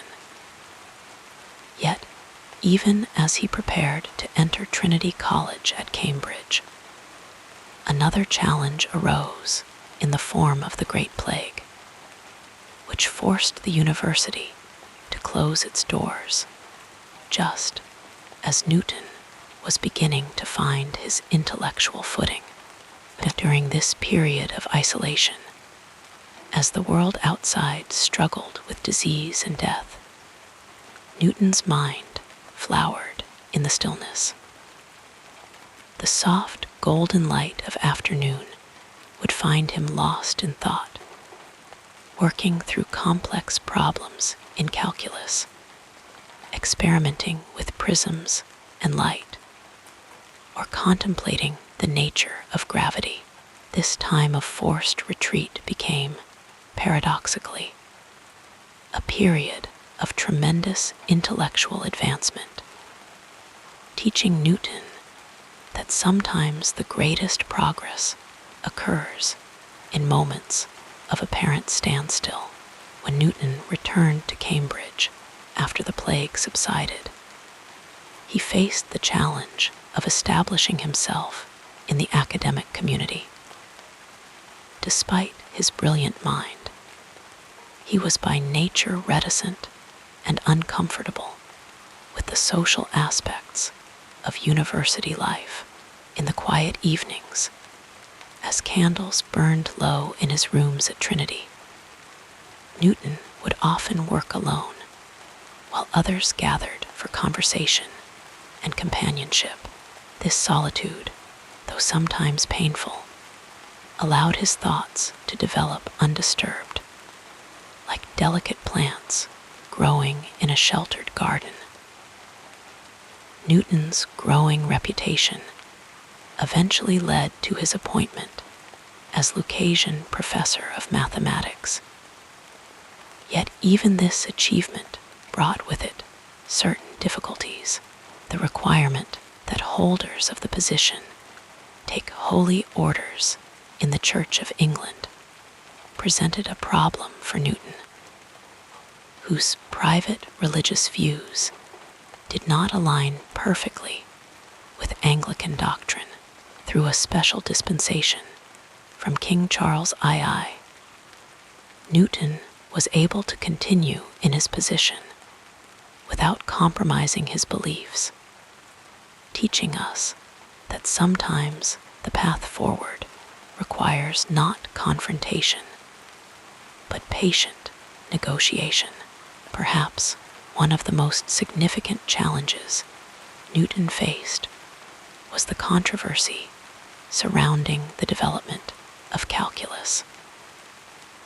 Both Newton and the German mathematician Gottfried Wilhelm Leibniz independently developed methods of calculus.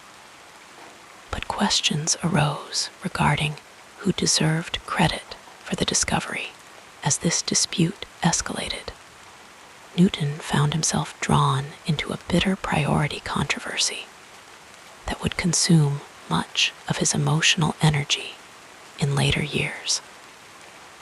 The soft scratching of quill on paper would fill Newton's study late into the night as he composed lengthy defenses of his work. The flickering candlelight casting shifting shadows across his increasingly troubled face. This conflict revealed a more human side of Newton, one capable of pride, jealousy, and resentment. The man who had mapped the heavens and unraveled the mysteries of light found himself unable to rise above the very human desire for recognition and acknowledgement. Throughout this difficult period, Newton sought solace in his other interests, particularly his theological studies and his work at the Royal Mint.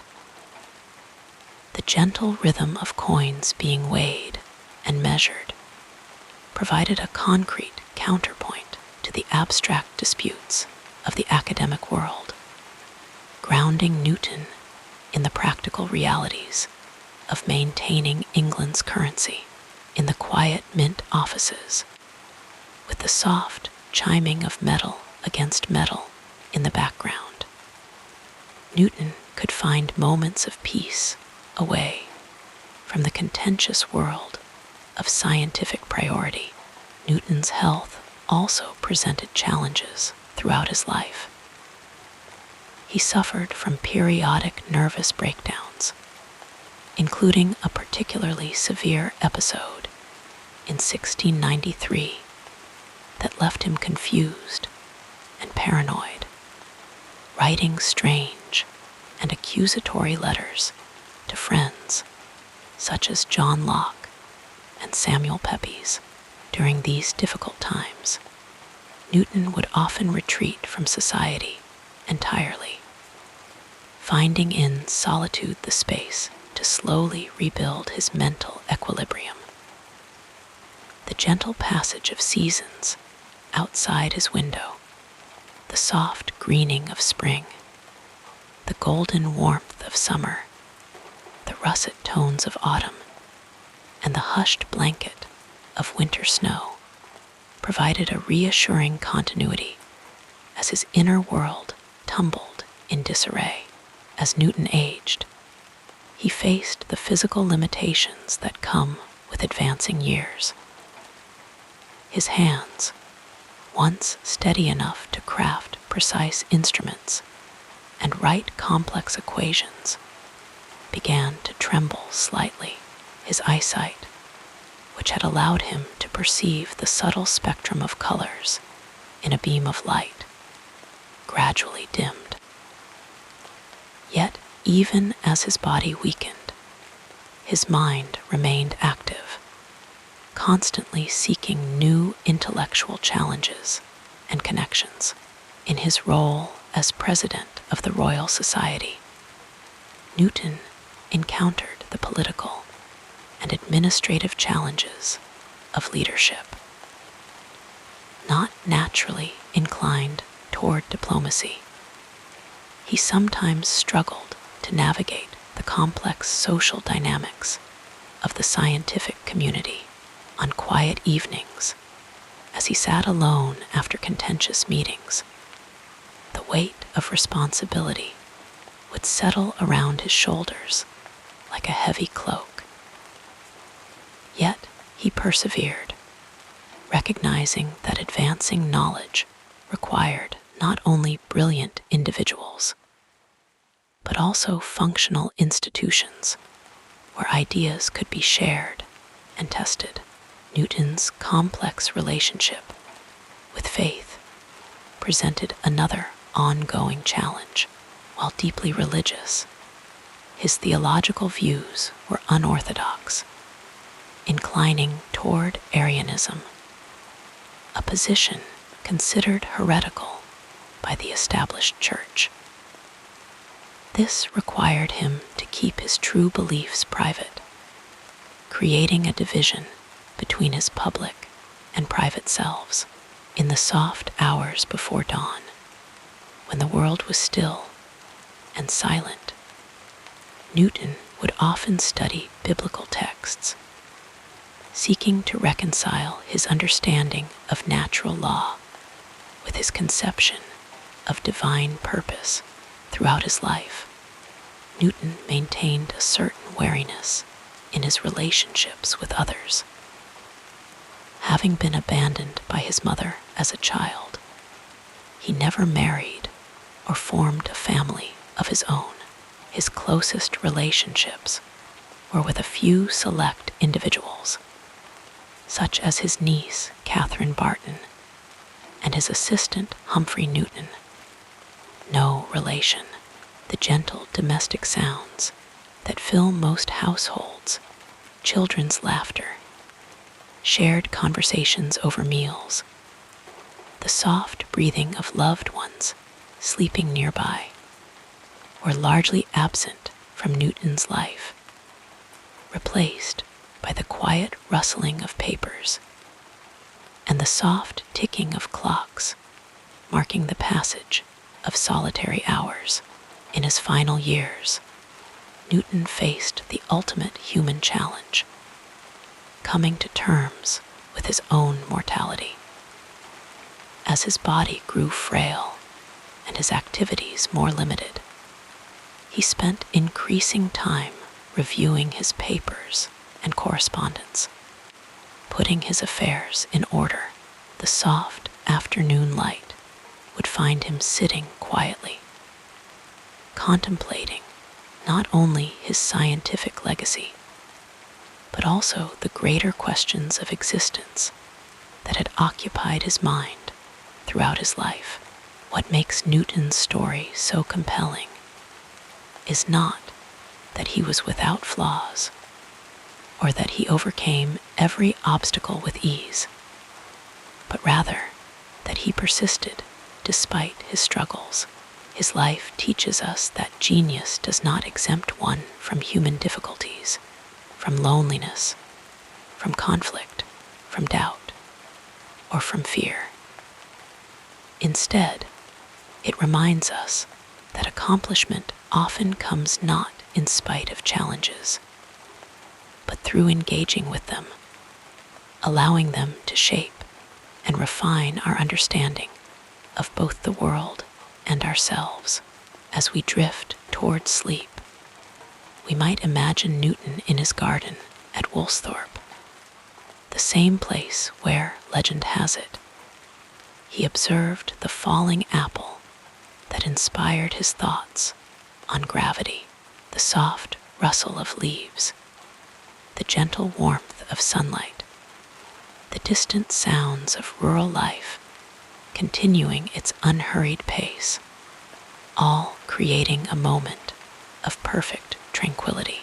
In this peaceful setting, perhaps Newton found a temporary respite from his struggles, a quiet space where the restless questioning of his mind could settle into a deeper wisdom that life, with all its challenges and setbacks, is part of the same natural order he had spent his life trying to understand. And in that understanding, there is a profound kind of peace, as comforting and enveloping as sleep itself. Drifting like clouds across the evening sky, we now move to the next part of this calming life story. In the gentle twilight of the 17th century, when candlelight still illuminated the pages of books, and the rhythm of life moved to the unhurried pace of horse-drawn carriages, a child was born who would one day unravel the very fabric of the universe. Isaac Newton entered our world on Christmas Day of 1642. In the small hamlet of Woolsthorpe, Lincolnshire, a time when England itself was caught in the turbulent winds of change. The soft countryside of his birth, with its rolling meadows and ancient stone cottages, provided a tranquil backdrop to a nation in turmoil. As the infant Newton drew his first breaths, England was deep in the midst of a civil war. King Charles I and Parliament were locked in a bitter struggle that would eventually lead to the king's execution and the establishment of a commonwealth under Oliver Cromwell. These political upheavals created ripples that touched even the most remote villages, including Woolsthorpe, where young Isaac spent his early years under the care of his grandmother. After his mother remarried and moved away, the skies above Newton's childhood home witnessed the same celestial movements that humans had observed for millennia. Yet, no one had yet fully understood. Stars traced their ancient paths across the heavens. The moon waxed and waned, and apples fell from trees, all following laws that remained hidden from human comprehension. In this world of mystery and wonder, Newton's curious mind began to take shape, nurtured by the solitude of rural life and the freedom to observe and question. The soft murmur of streams and the gentle rustle of leaves in the orchards of Woolsthorpe provided a soothing soundtrack to Newton's childhood contemplations. Often alone, he would fashion intricate mechanical toys and sundials, early expressions of the genius that would later transform our understanding of the physical world. The unhurried pace of country life allowed his thoughts to unfold naturally, like the petals of a flower gradually opening to the morning sun. As Newton's childhood gave way to adolescence, the political landscape of England continued to shift and change. The restoration of the monarchy in 1660 brought Charles II to the throne, ushering in a period of renewed interest in the arts, sciences, and exploration. This was the age when coffee houses became centers of intellectual discourse, when the Royal Society was founded to promote scientific inquiry, and when London was rebuilding after the devastating Great Fire of 1666. Imagine young Newton making his way to Cambridge University in 1661, traveling along dusty roads that had been traveled for centuries. The journey from Woolsthorpe to Cambridge was not merely a physical one, but a transition from the quiet contemplation of rural life to the stimulating environment of one of Europe's great centers of learning. Trinity College, with its ancient stone buildings and verdant courtyards, would become Newton's home for many years, a place where his mind could expand and his ideas could take flight.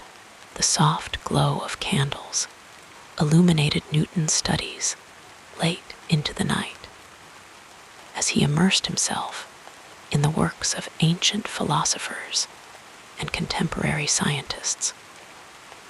The writings of Aristotle, Descartes, and Galileo became his companions, their ideas mingling with his own observations to create new patterns of thought. The gentle turning of pages, the scratch of quill on paper, the quiet moments of reflection. These were the simple activities that formed the foundation of his scientific revolution. Europe during Newton's lifetime was experiencing what historians would later call the scientific revolution, a profound shift in how humans understood the natural world. The old Aristotelian view, which had dominated Western thought for centuries, was gradually giving way to a new approach based on observation, experimentation, and mathematical analysis. The heavens were no longer seen as perfect and unchanging, and the earth was no longer viewed as the center of the universe. In this intellectual climate of questioning and discovery, Newton's mind found fertile ground. The gentle rhythm of academic life at Cambridge was interrupted in 1665 when an outbreak of plague forced the university to close. Newton returned to Woolsthorpe, where, during what would later be known as his miracle years, he developed his groundbreaking ideas on calculus, optics, and the law of universal gravitation. Picture him sitting beneath an apple tree in the orchard, watching as golden afternoon light filters through the leaves, creating patterns of light and shadow that seem to dance to an unheard melody. In this tranquil setting, the fundamental laws of motion and gravity began to take shape in his mind. The soft breezes that rustled the leaves of that legendary apple tree carried with them the promise of a new understanding of the universe. Whether an apple truly fell before Newton's eyes, inspiring his thoughts on gravity, matters less than the quiet moments of contemplation that allowed his genius to flourish away from the distractions of university life, surrounded by the soothing presence of nature. Newton's mind was free to wander the vast landscapes of mathematical possibility. When Newton returned to Cambridge after the plague had subsided, he brought with him ideas that would eventually reshape human understanding. Yet, he was reluctant to publish his findings, preferring the quiet satisfaction of personal discovery to the public acclaim that would later come his way. But the world beyond Cambridge was changing rapidly during these years. The late 17th century saw the continuing expansion of European exploration and colonization, the growth of trade and commerce, and the development of new technologies. The arts flourished during the Baroque period, with composers like Bach and Handel creating music of unparalleled beauty and complexity. Literature, too, was evolving, as writers like John Milton and John Bunyan produced works that would endure for centuries. Imagine Newton walking through the cobblestone streets of Cambridge, perhaps pausing to gaze at the River Cam as it flows gently beneath stone bridges, carrying fallen leaves like tiny boats on a current of time. The soft sounds of distant church bells might reach his ears, marking the hours of a day devoted to the patient pursuit of knowledge.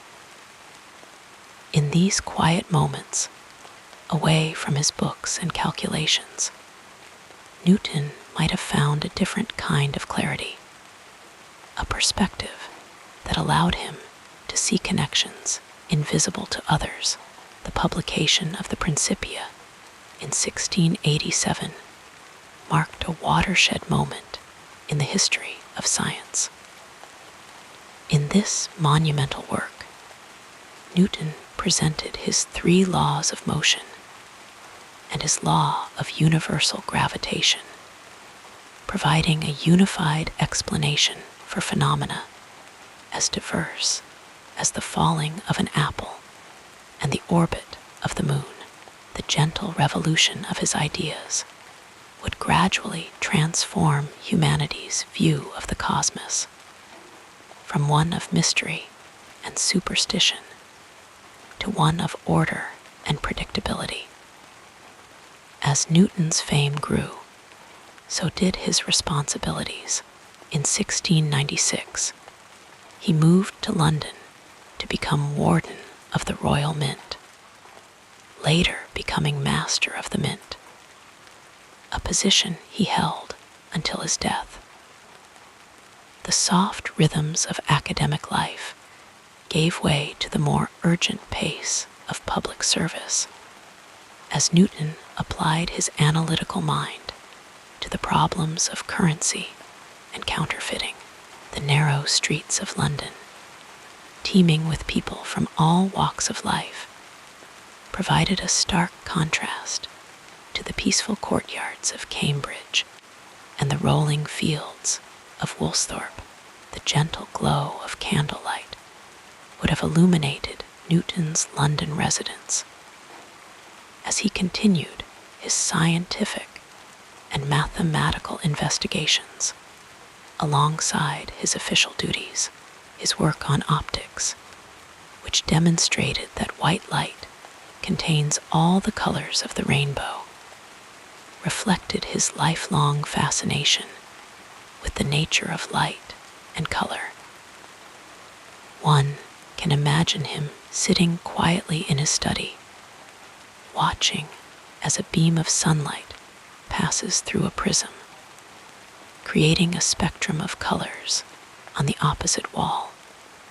A simple experiment revealing the complex nature of light itself. The turn of the century brought new challenges and opportunities. Newton was elected president of the Royal Society in 1703, a position he would hold until his death.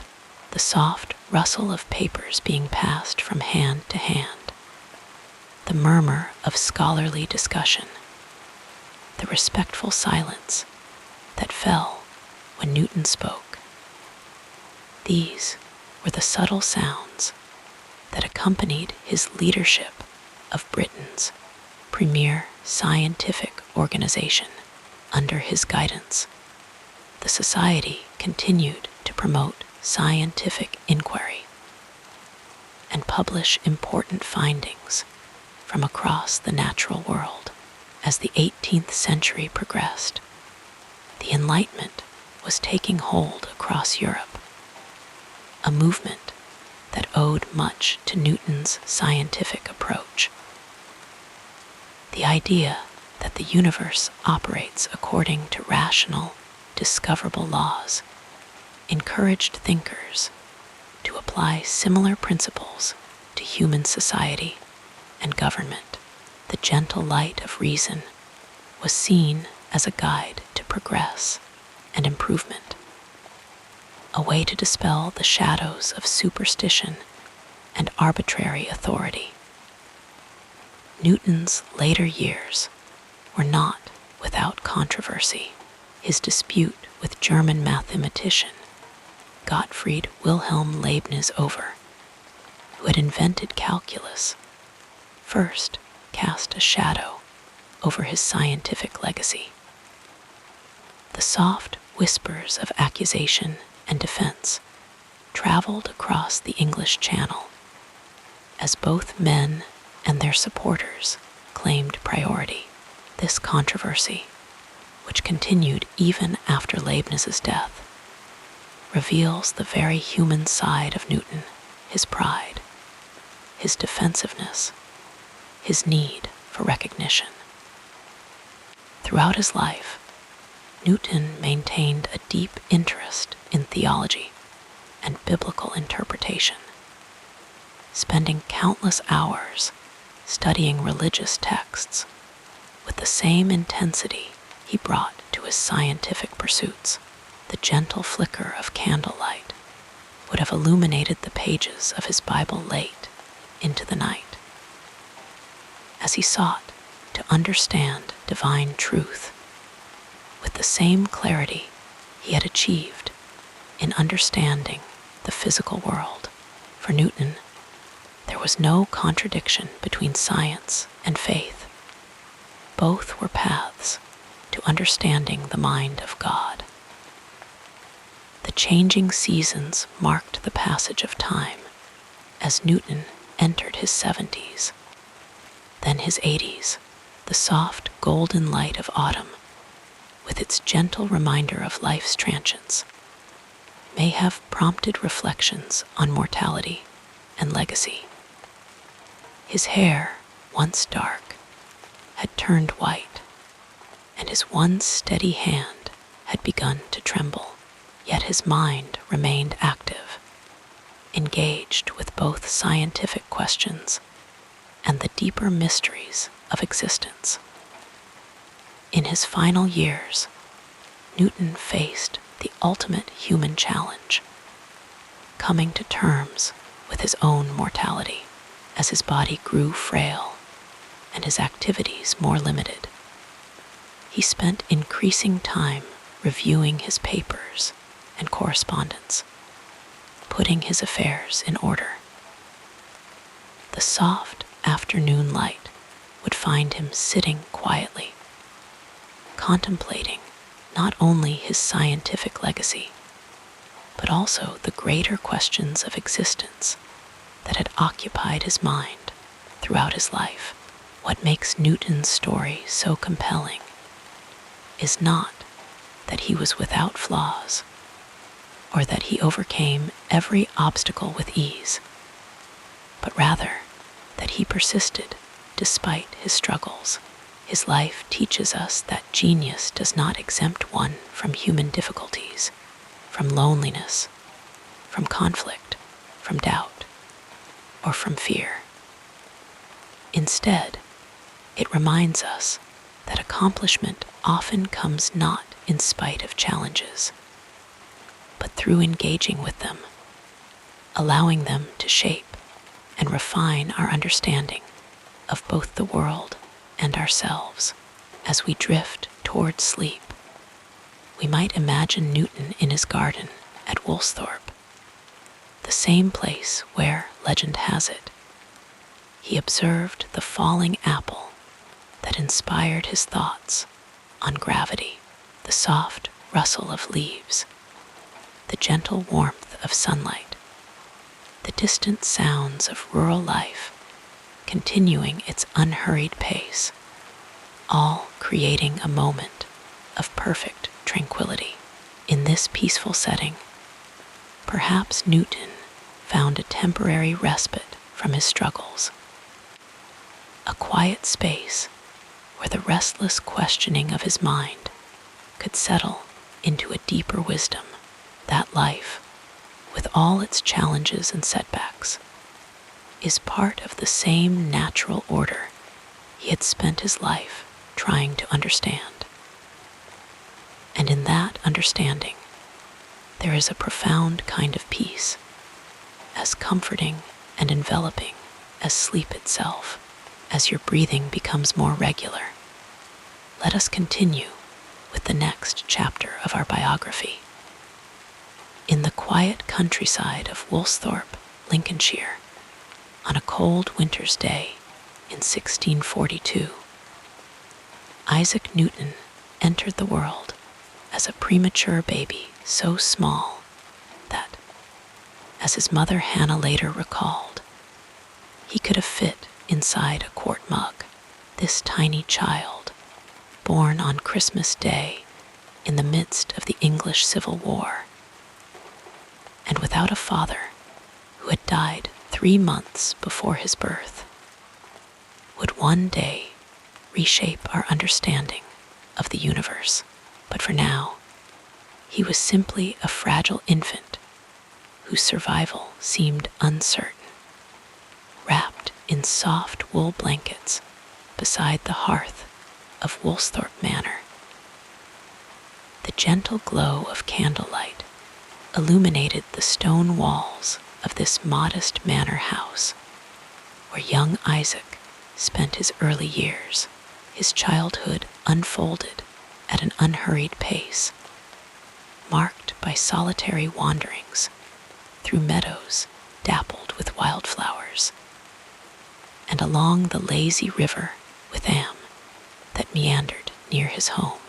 Local villagers would sometimes glimpse the quiet boy sitting for hours beneath an ancient oak tree, seemingly lost in thought as he watched clouds drift across the Lincolnshire sky. When Isaac was 3 years old, his mother remarried and moved to a neighboring village with her new husband, Reverend Barnabas Smith. In a decision that would profoundly shape Newton's emotional life, she left young Isaac behind in the care of his grandmother. The soft-spoken child, already inclined toward solitude, retreated further into himself.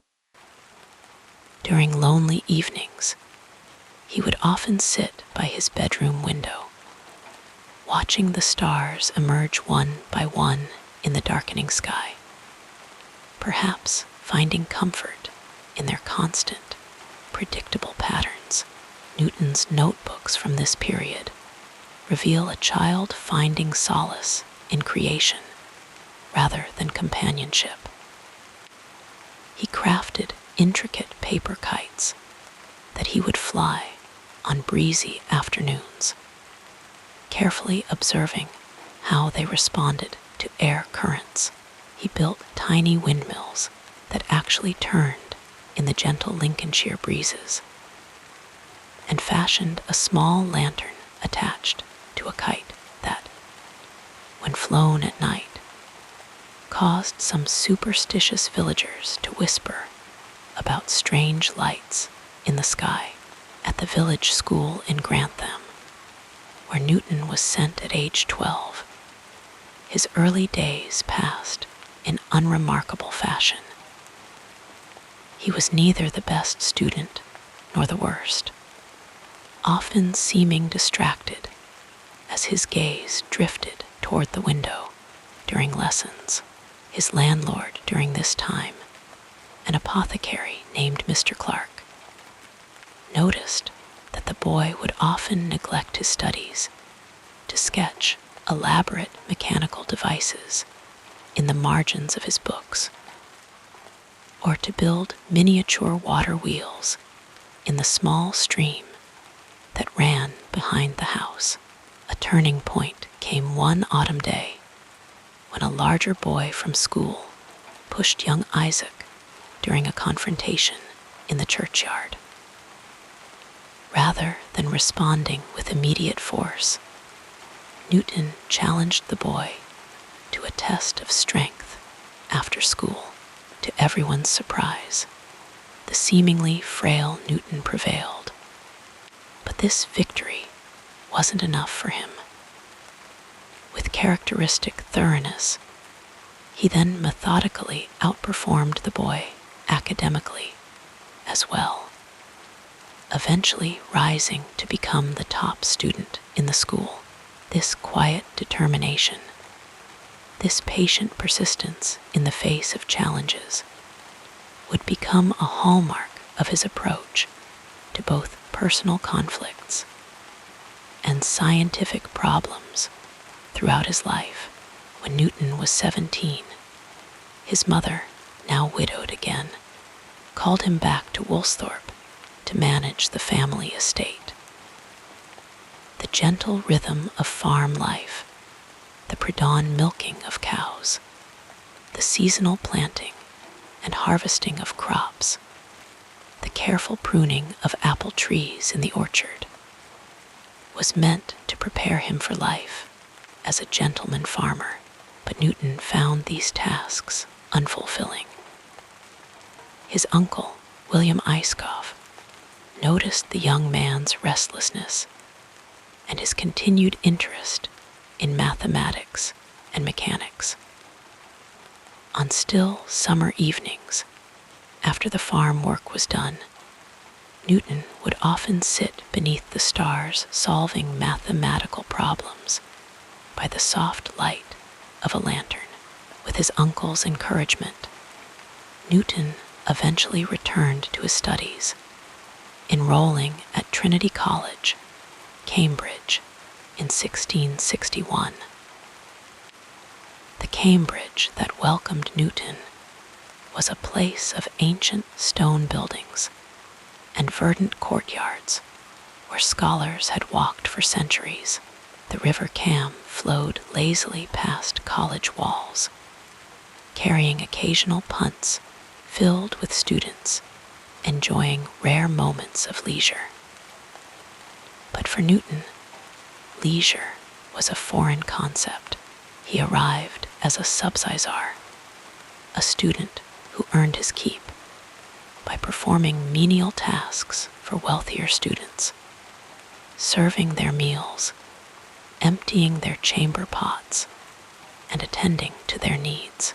In his small, sparsely furnished room at Trinity, illuminated by the warm glow of candles during long winter nights, Newton immersed himself in the works of Aristotle, Descartes, Kepler, and Galileo. He filled notebook after notebook with his thoughts, questions, and calculations, his quill pen scratching softly against parchment into the early hours of the morning. Fellow students would sometimes see his candle burning when they retired for the night, and find it still lit when they rose at dawn. What many people don't realize about Newton is that he was largely self-taught in mathematics. When he encountered difficulties understanding certain mathematical concepts, he would simply develop his own methods to solve problems. This led him to invent calculus, though he called it the method of fluxions, a mathematical approach that would revolutionize science and engineering. For years, this remarkable achievement remained private, recorded only in his personal notebooks, shared with just a few colleagues through letters written in his precise, measured handwriting. In 1665, as the Great Plague swept through London and began to threaten Cambridge, the university temporarily closed its doors. The gentle isolation of rural Lincolnshire, far from the academic pressures of Cambridge, provided the perfect environment for his mind to wander freely across the landscape of natural philosophy. During these quiet months at Woolsthorpe, with only the soft sounds of countryside life around him, the distant lowing of cattle, the rustle of leaves in the orchard, the occasional call of a nightingale, Newton's creativity flourished. In the small garden behind the manor house, he conducted simple experiments with prisms, separating sunlight into its spectrum of colors. In his modestly furnished study, he developed his theories of motion and gravitation, and according to the famous story, it was while sitting in contemplative solitude beneath an apple tree in the orchard that he began to wonder if the force that drew the apple downward was the same force that kept the moon in its orbit around the earth. What's less commonly known is that during this period of isolation, Newton also delved deeply into alchemy and biblical chronology. By the soft, flickering light of his study fire, he would pore over ancient texts, attempting to decode what he believed were hidden messages about the nature of matter and the history of the world. He built a small furnace in an outbuilding at Woolsthorpe, where he conducted alchemical experiments, carefully noting the changes in substances as they were heated, cooled, and combined.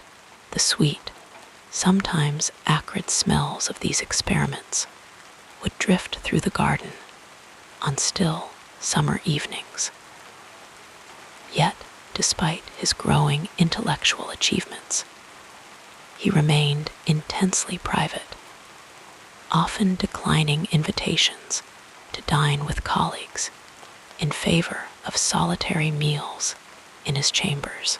His lectures, when he became Lucasian Professor of Mathematics in 1669, were sparsely attended. Students found his presentations difficult to follow, as Newton, lost in the complexity of his own thoughts, would sometimes pause mid-sentence, staring silently at the floor for long moments before continuing. A particularly touching story comes from this period, when a young student, finding Newton's rooms empty, noticed some papers on his desk.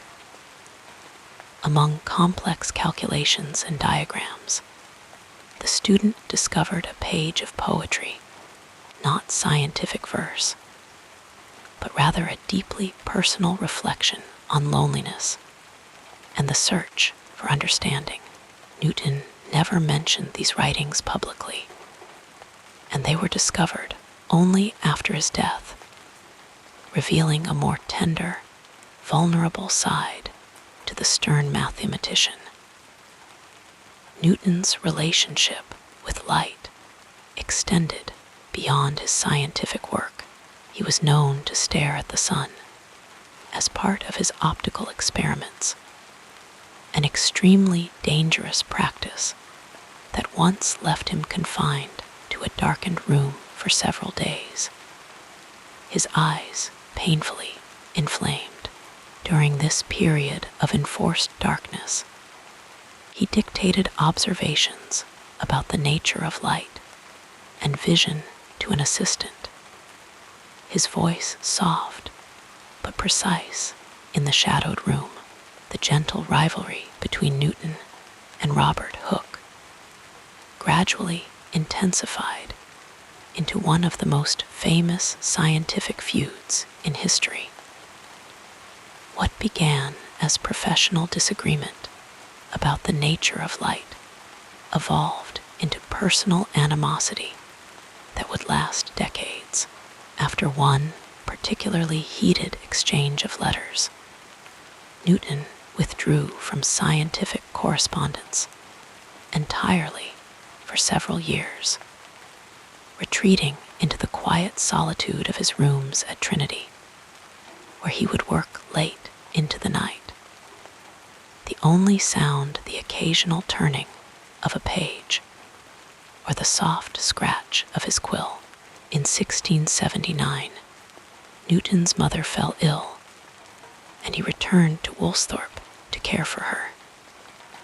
For several weeks, he sat beside her bed, reading aloud from the Bible during the day and working on mathematical problems by candlelight while she slept. After her passing, he remained at Woolsthorpe for several months, walking the same fields and lanes he had known as a child, perhaps finding comfort in the unchanging rhythms of rural life as he processed his grief. Newton's later years brought him fame and recognition, though not without continued struggles. As master of the Royal Mint, he approached the problem of counterfeiters with the same methodical thoroughness he had applied to celestial mechanics. On misty London mornings, he would sometimes personally visit the city's taverns and shadowy alleys, gathering evidence against those who debased the kingdom's currency. Few who encountered this dignified gentleman with the penetrating gaze would have guessed he was the same man whose equations described the movements of planets. As president of the Royal Society, Newton would preside over meetings with formal dignity. Seated in a high-backed chair in a wood-paneled room filled with the soft murmur of scientific discussion, yet even at the height of his fame and influence, he would often return alone to his rooms, where he would sit by the fire late into the night, sometimes reading from his well-worn Bible, sometimes gazing into the flames in silent contemplation. Newton never married and had few close friends. His relationship with the Swiss mathematician Nicolas Fatio de Dulier is perhaps the closest he came to deep personal connection. Their correspondence reveals a warmth and openness rarely seen in Newton's other relationships. When Fatio fell ill during a visit to London, Newton cared for him personally, preparing herbal remedies and sitting beside his bed through several long nights. The soft light of a single candle illuminating his concerned expression as he watched over his friend in his final years. As Newton's health began to fail, he was cared for by his niece, Catherine Barton, and her husband. On gentle spring evenings, they would sometimes wheel his chair into the garden, where he could feel the soft breeze on his face and watch the changing light of sunset. Visitors during this period often remarked on his serenity, as though after a lifetime of intense intellectual struggle, he had finally found a measure of peace. On his last night, as rain pattered softly against the windows of his London home, Newton is said to have watched the dancing shadows cast by firelight on his bedroom wall. Perhaps in those final hours, his extraordinary mind, which had mapped the movements of planets and unraveled the mysteries of light, turned toward more personal reflections on the lonely boy from Woolsthorpe who had sought understanding in a universe of wonders, on the friendships he had made and lost, on the questions that remained unanswered. As we drift toward sleep ourselves, we might imagine Newton finding his own final rest, his breathing growing slower and more peaceful, his consciousness gradually merging with the universal forces he had spent his life describing, becoming one with the gentle pull of gravity, with the soft interplay of light and shadow, with the eternal dance of celestial bodies through the infinite reaches of space, and in that merging, perhaps finding an answer to the deepest question of all, not how the universe works, but why we are here to wonder about it at all. The calming story continues as we gently examine what happened next in this remarkable journey. In his final years, as Newton's health began to fail, he was cared for by his niece, Catherine Barton, and her husband.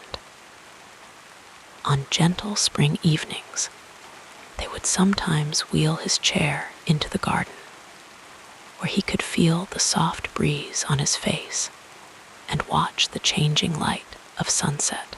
Visitors during this period often remarked on his serenity, as though after a lifetime of intense intellectual struggle, he had finally found a measure of peace. On his last night, as rain pattered softly against the windows of his London home, Newton is said to have watched the dancing shadows cast by firelight on his bedroom wall.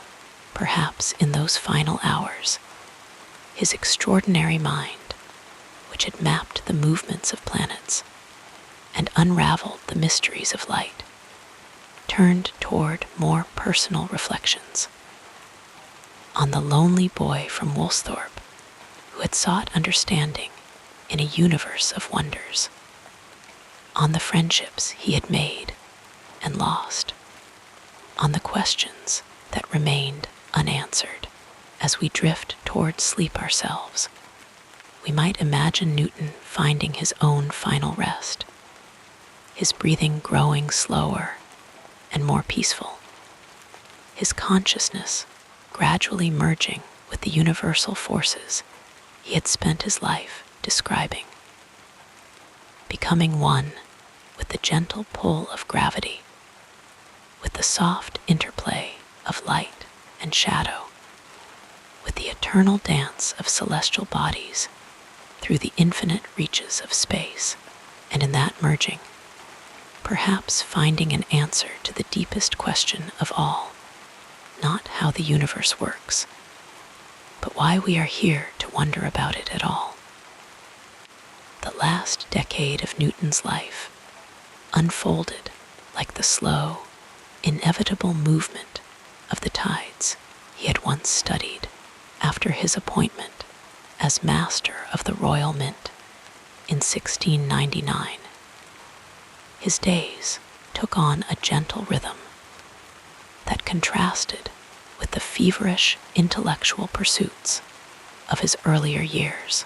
The position at the Mint provided him with comfortable lodgings at the Tower of London, where he would often sit by the window in his favorite armchair, gazing out at the Thames as it flowed quietly past, carrying boats and memories toward the distant sea.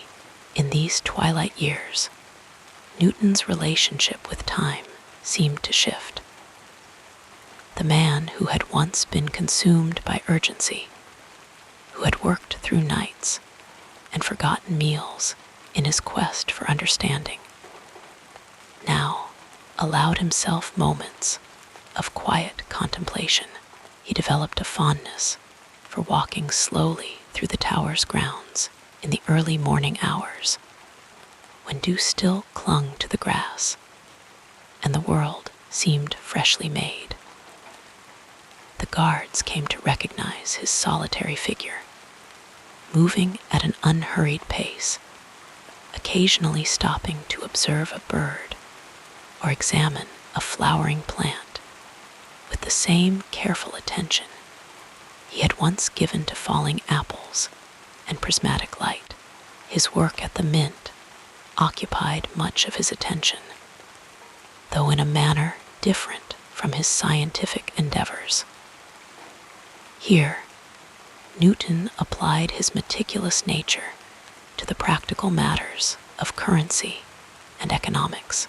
He took particular satisfaction in his campaign against counterfeiters, seeing in their deceptions an offense against the order he had spent his life discovering in nature.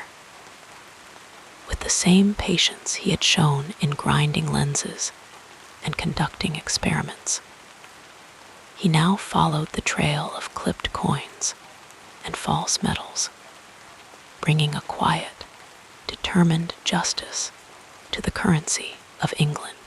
Even as administrative duties filled his days, Newton's mind still returned to scientific questions in the gentle hours of evening.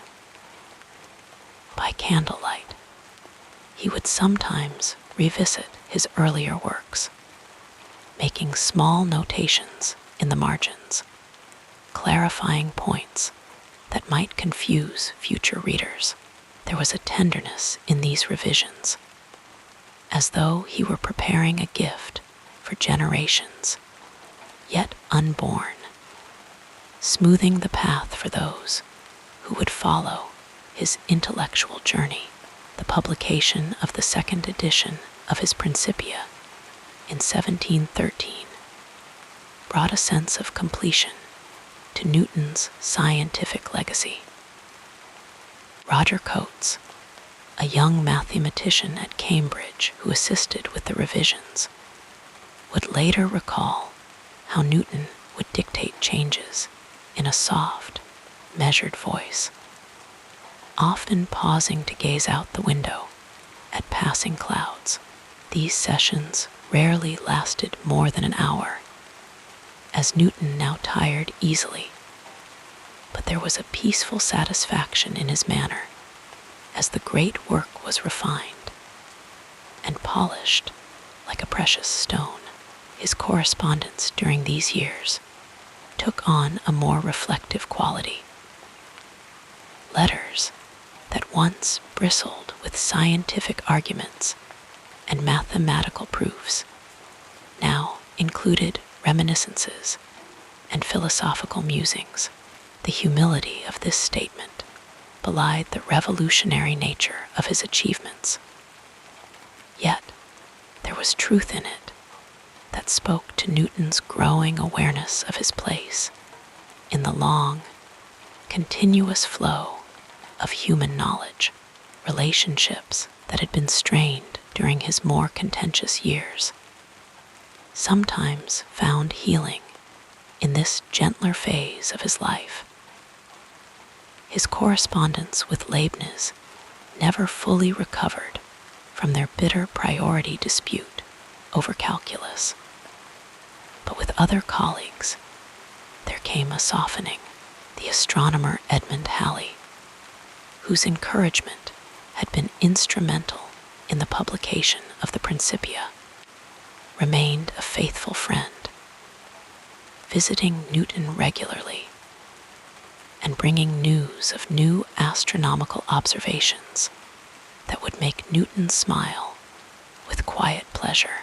Newton's niece, Catherine, brought warmth and domestic comfort to his final years. She managed his household with gentle efficiency, ensuring that his simple needs were met without disruption to his routines.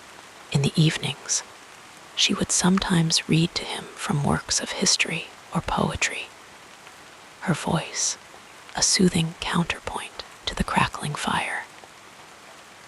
Newton, who had never married or had children of his own, seemed to find in these quiet domestic scenes a form of family contentment that had eluded him in his younger days. Visitors to Newton's home during this period often commented on the surprising simplicity of his surroundings. Despite his fame and comfortable income, he maintained modest habits. His dining table was rarely elaborate, his clothing practical rather than fashionable. What luxury he allowed himself was found in his collection of books, which filled shelves along the walls of his study, and in several fine instruments: a telescope, a pendulum clock, a set of precision scales that sat on tables throughout his rooms, testament to his lifelong devotion to measurement and observation. As Newton's physical strength gradually diminished, his interest in theological questions seemed to deepen. The notebooks from his final years contain more references to biblical chronology and prophecy than to mathematics or natural philosophy. He spent long hours with ancient texts, tracing the history of early Christianity with the same careful attention he had once given to the paths of comets. There was no conflict in his mind between scientific and religious understanding. Both were attempts to comprehend the divine order that he believed underpinned all existence. Throughout his life, Newton had maintained a complex and private relationship with religion. Unlike many of his scientific contemporaries, he rejected the doctrine of the Trinity, holding instead to a Unitarian view that he kept largely hidden due to the controversial nature of such beliefs in his time. In his final years, he seemed less concerned with concealment, though he still discussed these matters only with trusted friends. There was a peaceful acceptance in his theological explorations, as though he had come to terms with the limits of human understanding in divine matters. Sleep came less easily to Newton as he aged. On restless nights, he would often rise from his bed and sit by the window, watching the stars wheel slowly across the London sky. The same celestial mechanics he had described in his Principia were playing out above him. Planets and stars moving in their ordained paths. Bound by the invisible forces he had been the first to fully articulate. There must have been comfort in this consistency, in knowing that the universe continued its ordered dance regardless of human concerns. The Royal Society, over which Newton had presided for so many years, continued to honor him with regular invitations to their meetings. When his health permitted, he would attend, listening more than speaking, his presence alone lending gravity to the proceedings. Younger members would observe him with reverence, sometimes gathering courage to approach him with questions or to share their own modest discoveries. Newton received these overtures with patience, offering encouragement in his soft, sometimes halting voice.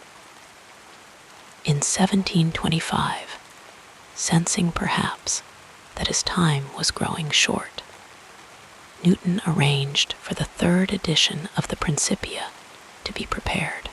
This work proceeded slowly, with long pauses as his strength ebbed and flowed like a tide. He approached this final revision with a gentle perfectionism, wanting to leave his greatest work in the most complete and accurate form possible. There was something touching in this care, this concern for intellectual legacy, when physical life was clearly drawing toward its close. The winter of 1726 was particularly difficult for Newton.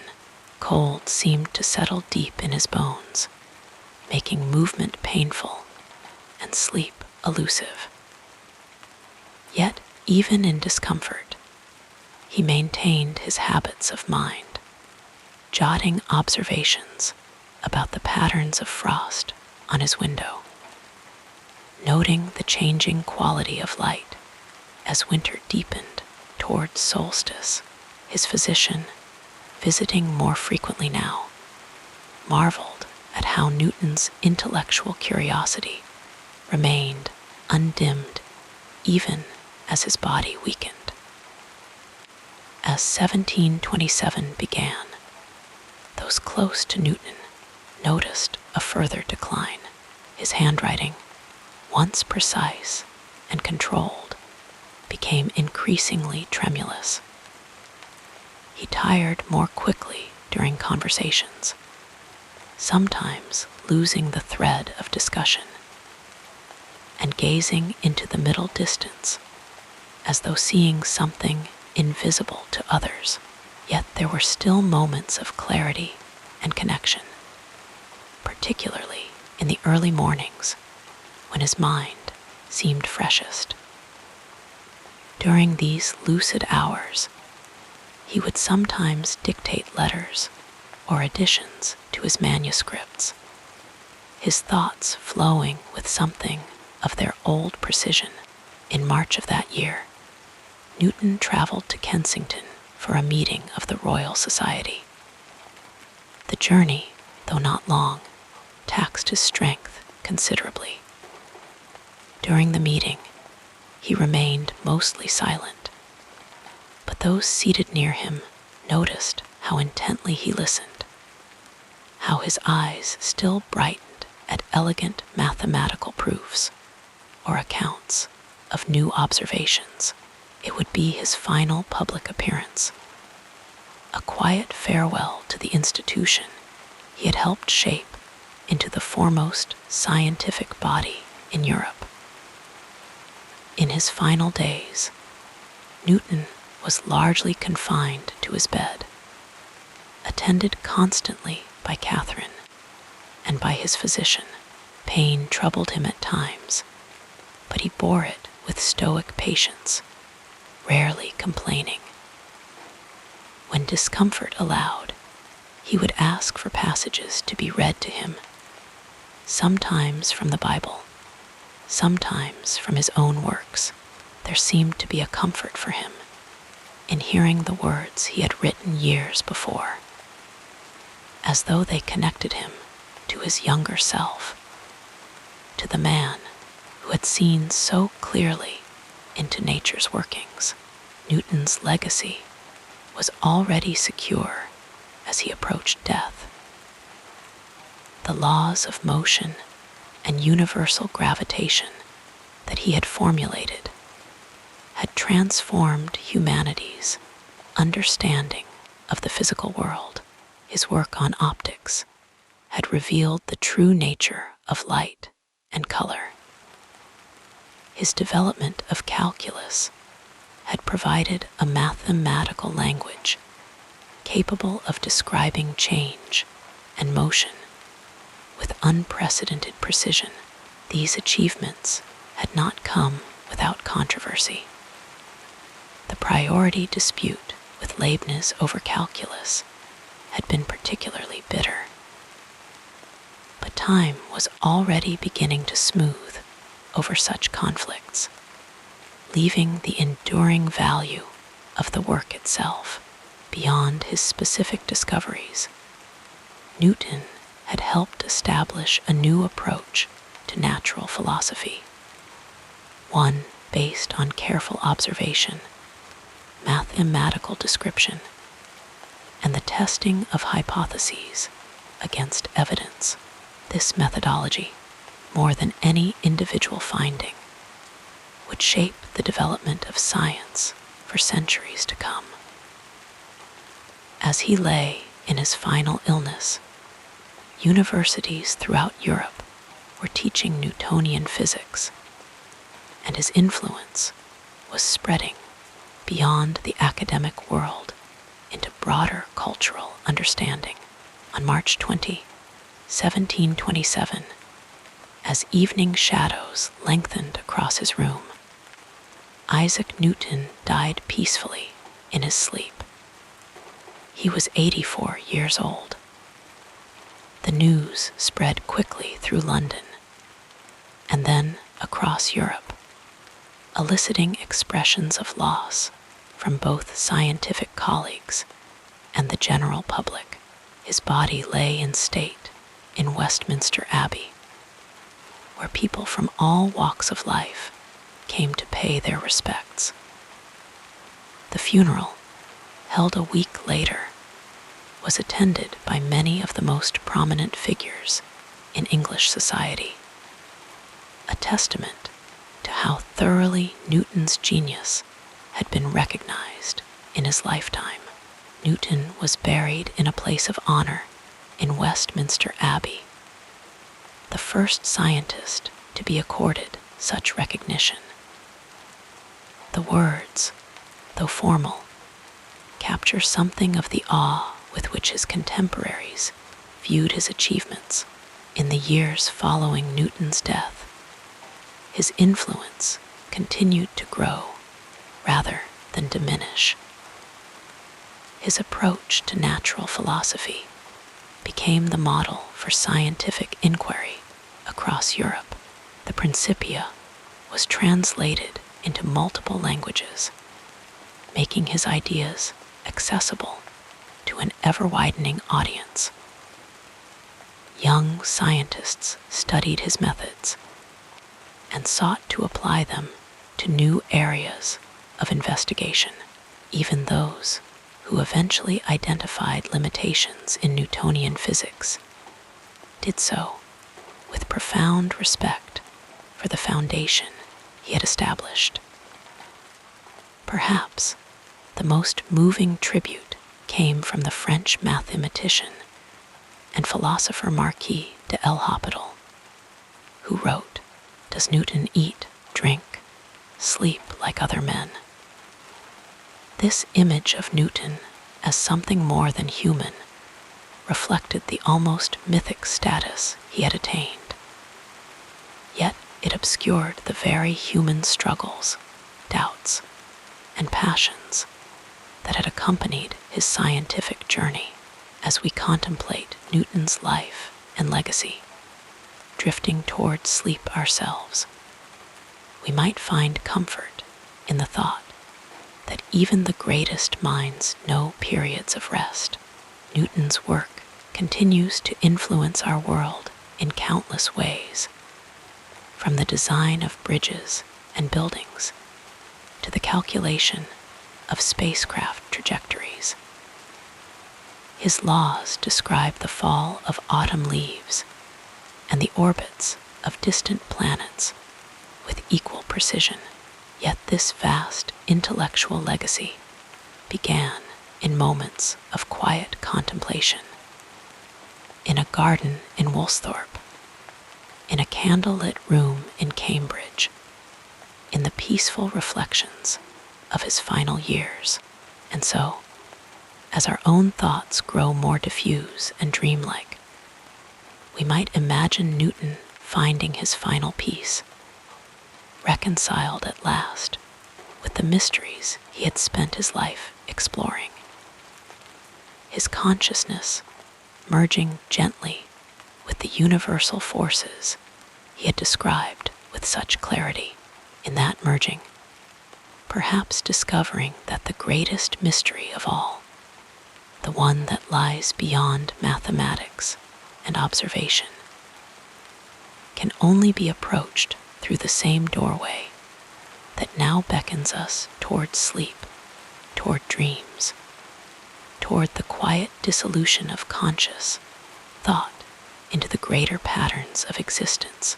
Allow yourself to sink deeper into comfort as we explore the next phase of this soothing biography. As our journey through the remarkable life of Sir Isaac Newton draws to a close, we find ourselves contemplating the profound impact of a man who forever changed our understanding of the universe. The apple tree at Woolsthorpe Manor still stands, a living testament to that moment of inspiration when Newton began to consider the nature of gravity. Like that tree, Newton's ideas have taken root in the soil of human knowledge, branching outward through centuries, offering shade and sustenance to generations of thinkers who followed in his footsteps. In the gentle twilight of his life, Newton had become more than merely a scientist or mathematician. He had transformed into a symbol of human potential, of what the mind might achieve when curiosity and persistence combine. His final years were spent in London, where he served as master of the Royal Mint, bringing the same meticulous attention to the nation's currency that he had once applied to the movement of celestial bodies. There is something soothing in imagining Newton in these later years, his fierce intellectual fires banking to a steady glow, finding satisfaction in public service after decades of solitary thought. The passing of Newton in March 1727 was mourned throughout Europe as the loss of perhaps the greatest scientific mind humanity had ever known. He was laid to rest in Westminster Abbey, an honor reflecting his status not merely as a scientist, but as a national treasure. His funeral was attended by nobles, fellow scientists, and representatives of the Royal Society. All gathered to pay their respects to the man who had revealed the mathematical harmony underlying the physical world. Newton's legacy flows through our modern world like a gentle, persistent current. Each time we watch the moon pull at the ocean's tides, we witness Newton's understanding of gravitational attraction. When we observe light passing through a prism, creating a rainbow of colors, we see the phenomenon he so carefully documented. His 3 laws of motion cradle our understanding of the physical world, offering a framework so elegant and complete that they remained essentially unchallenged for nearly 3 centuries.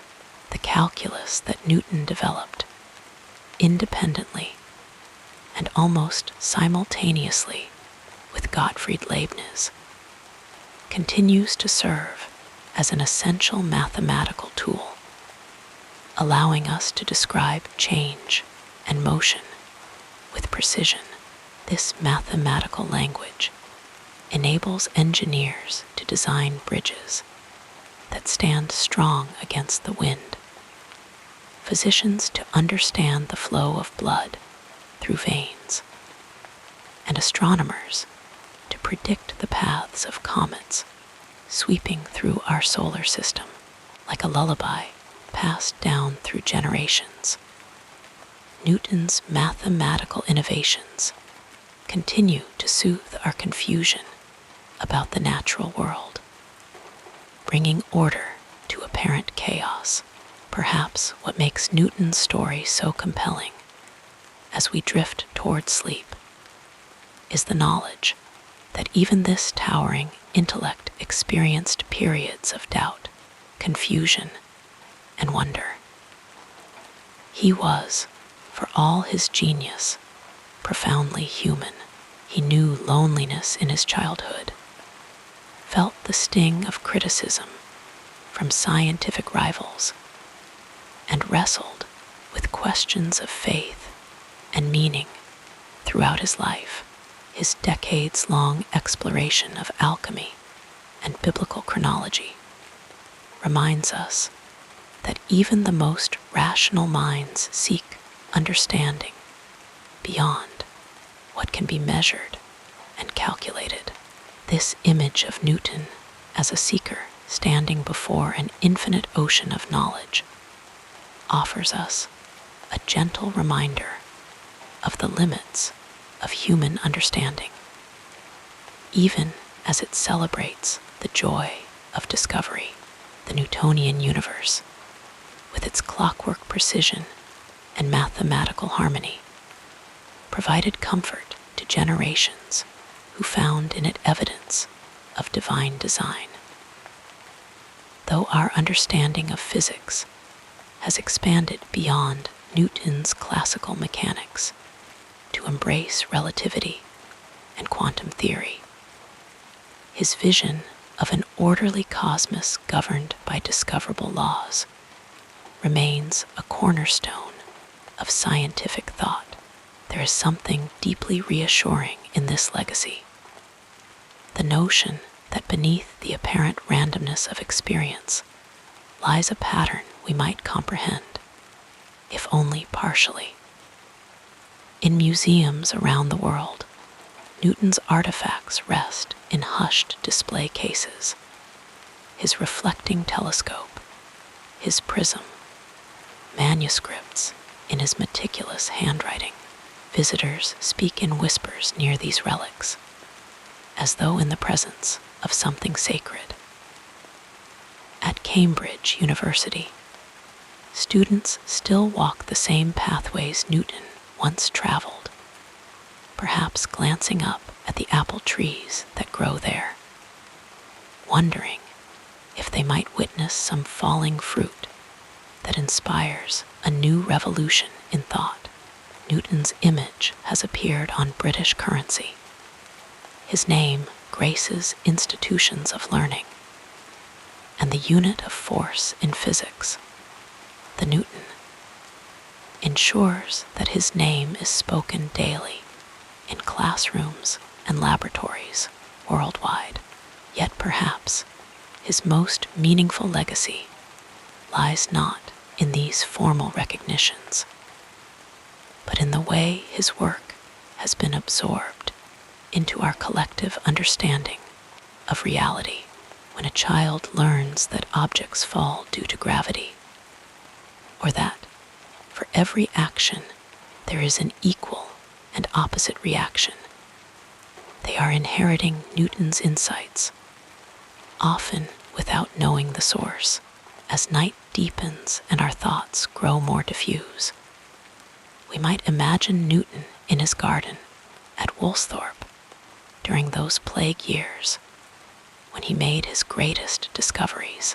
Picture him walking slowly beneath fruit-laden trees, his mind turning over problems of light and motion, finding in the natural world around him clues to the mathematical principles that governed all things. In such moments of quiet contemplation, the universe revealed itself to him, not all at once, but gradually, like stars appearing one by one in the evening sky. Newton never married and left behind no children. Yet his intellectual descendants number in the millions. Every physicist, mathematician, and engineer who has built upon his foundation, his methods of investigation, his insistence on rigorous experimentation and mathematical precision, established a template for scientific inquiry that continues to yield discoveries. In this sense, Newton remains very much alive in the ongoing conversation of science, his voice still heard in the fundamental questions we ask about the nature of reality. As our eyelids grow heavy and our breathing slows, we might take comfort in knowing that the same natural laws Newton described continue to hold us safely in their embrace. The gravity that keeps us grounded, the inertia that maintains our planet's orbit, the interplay of forces that allows our hearts to beat and our lungs to fill. All these continue their work, whether we are awake or asleep, conscious or dreaming. May your dreams tonight be visited by falling apples and prismatic rainbows, by the gentle arc of planets in their orbits, and the soft persistence of objects at rest, remaining at rest. May you feel connected to the great chain of human understanding that stretches from Newton's time to our own, and beyond into futures we cannot yet imagine. As consciousness loosens its hold and sleep approaches, remember that you rest in a universe whose fundamental nature was glimpsed by a curious mind centuries ago. A mind that, like yours, eventually needed rest, needed dreams, needed the sweet dissolution of thought into the greater patterns of existence. Sleep now, and trust that the universe, in all its Newtonian precision and post-Newtonian mystery, will continue its dance while you rest. The stars will trace their ancient paths across the sky. Apples will fall from trees in distant orchards, and the great ocean of truth will wait patiently for morning, when you might return to its shores to search once more for pretty shells and smooth pebbles, continuing the work that Newton began so long ago, in wonder and in hope.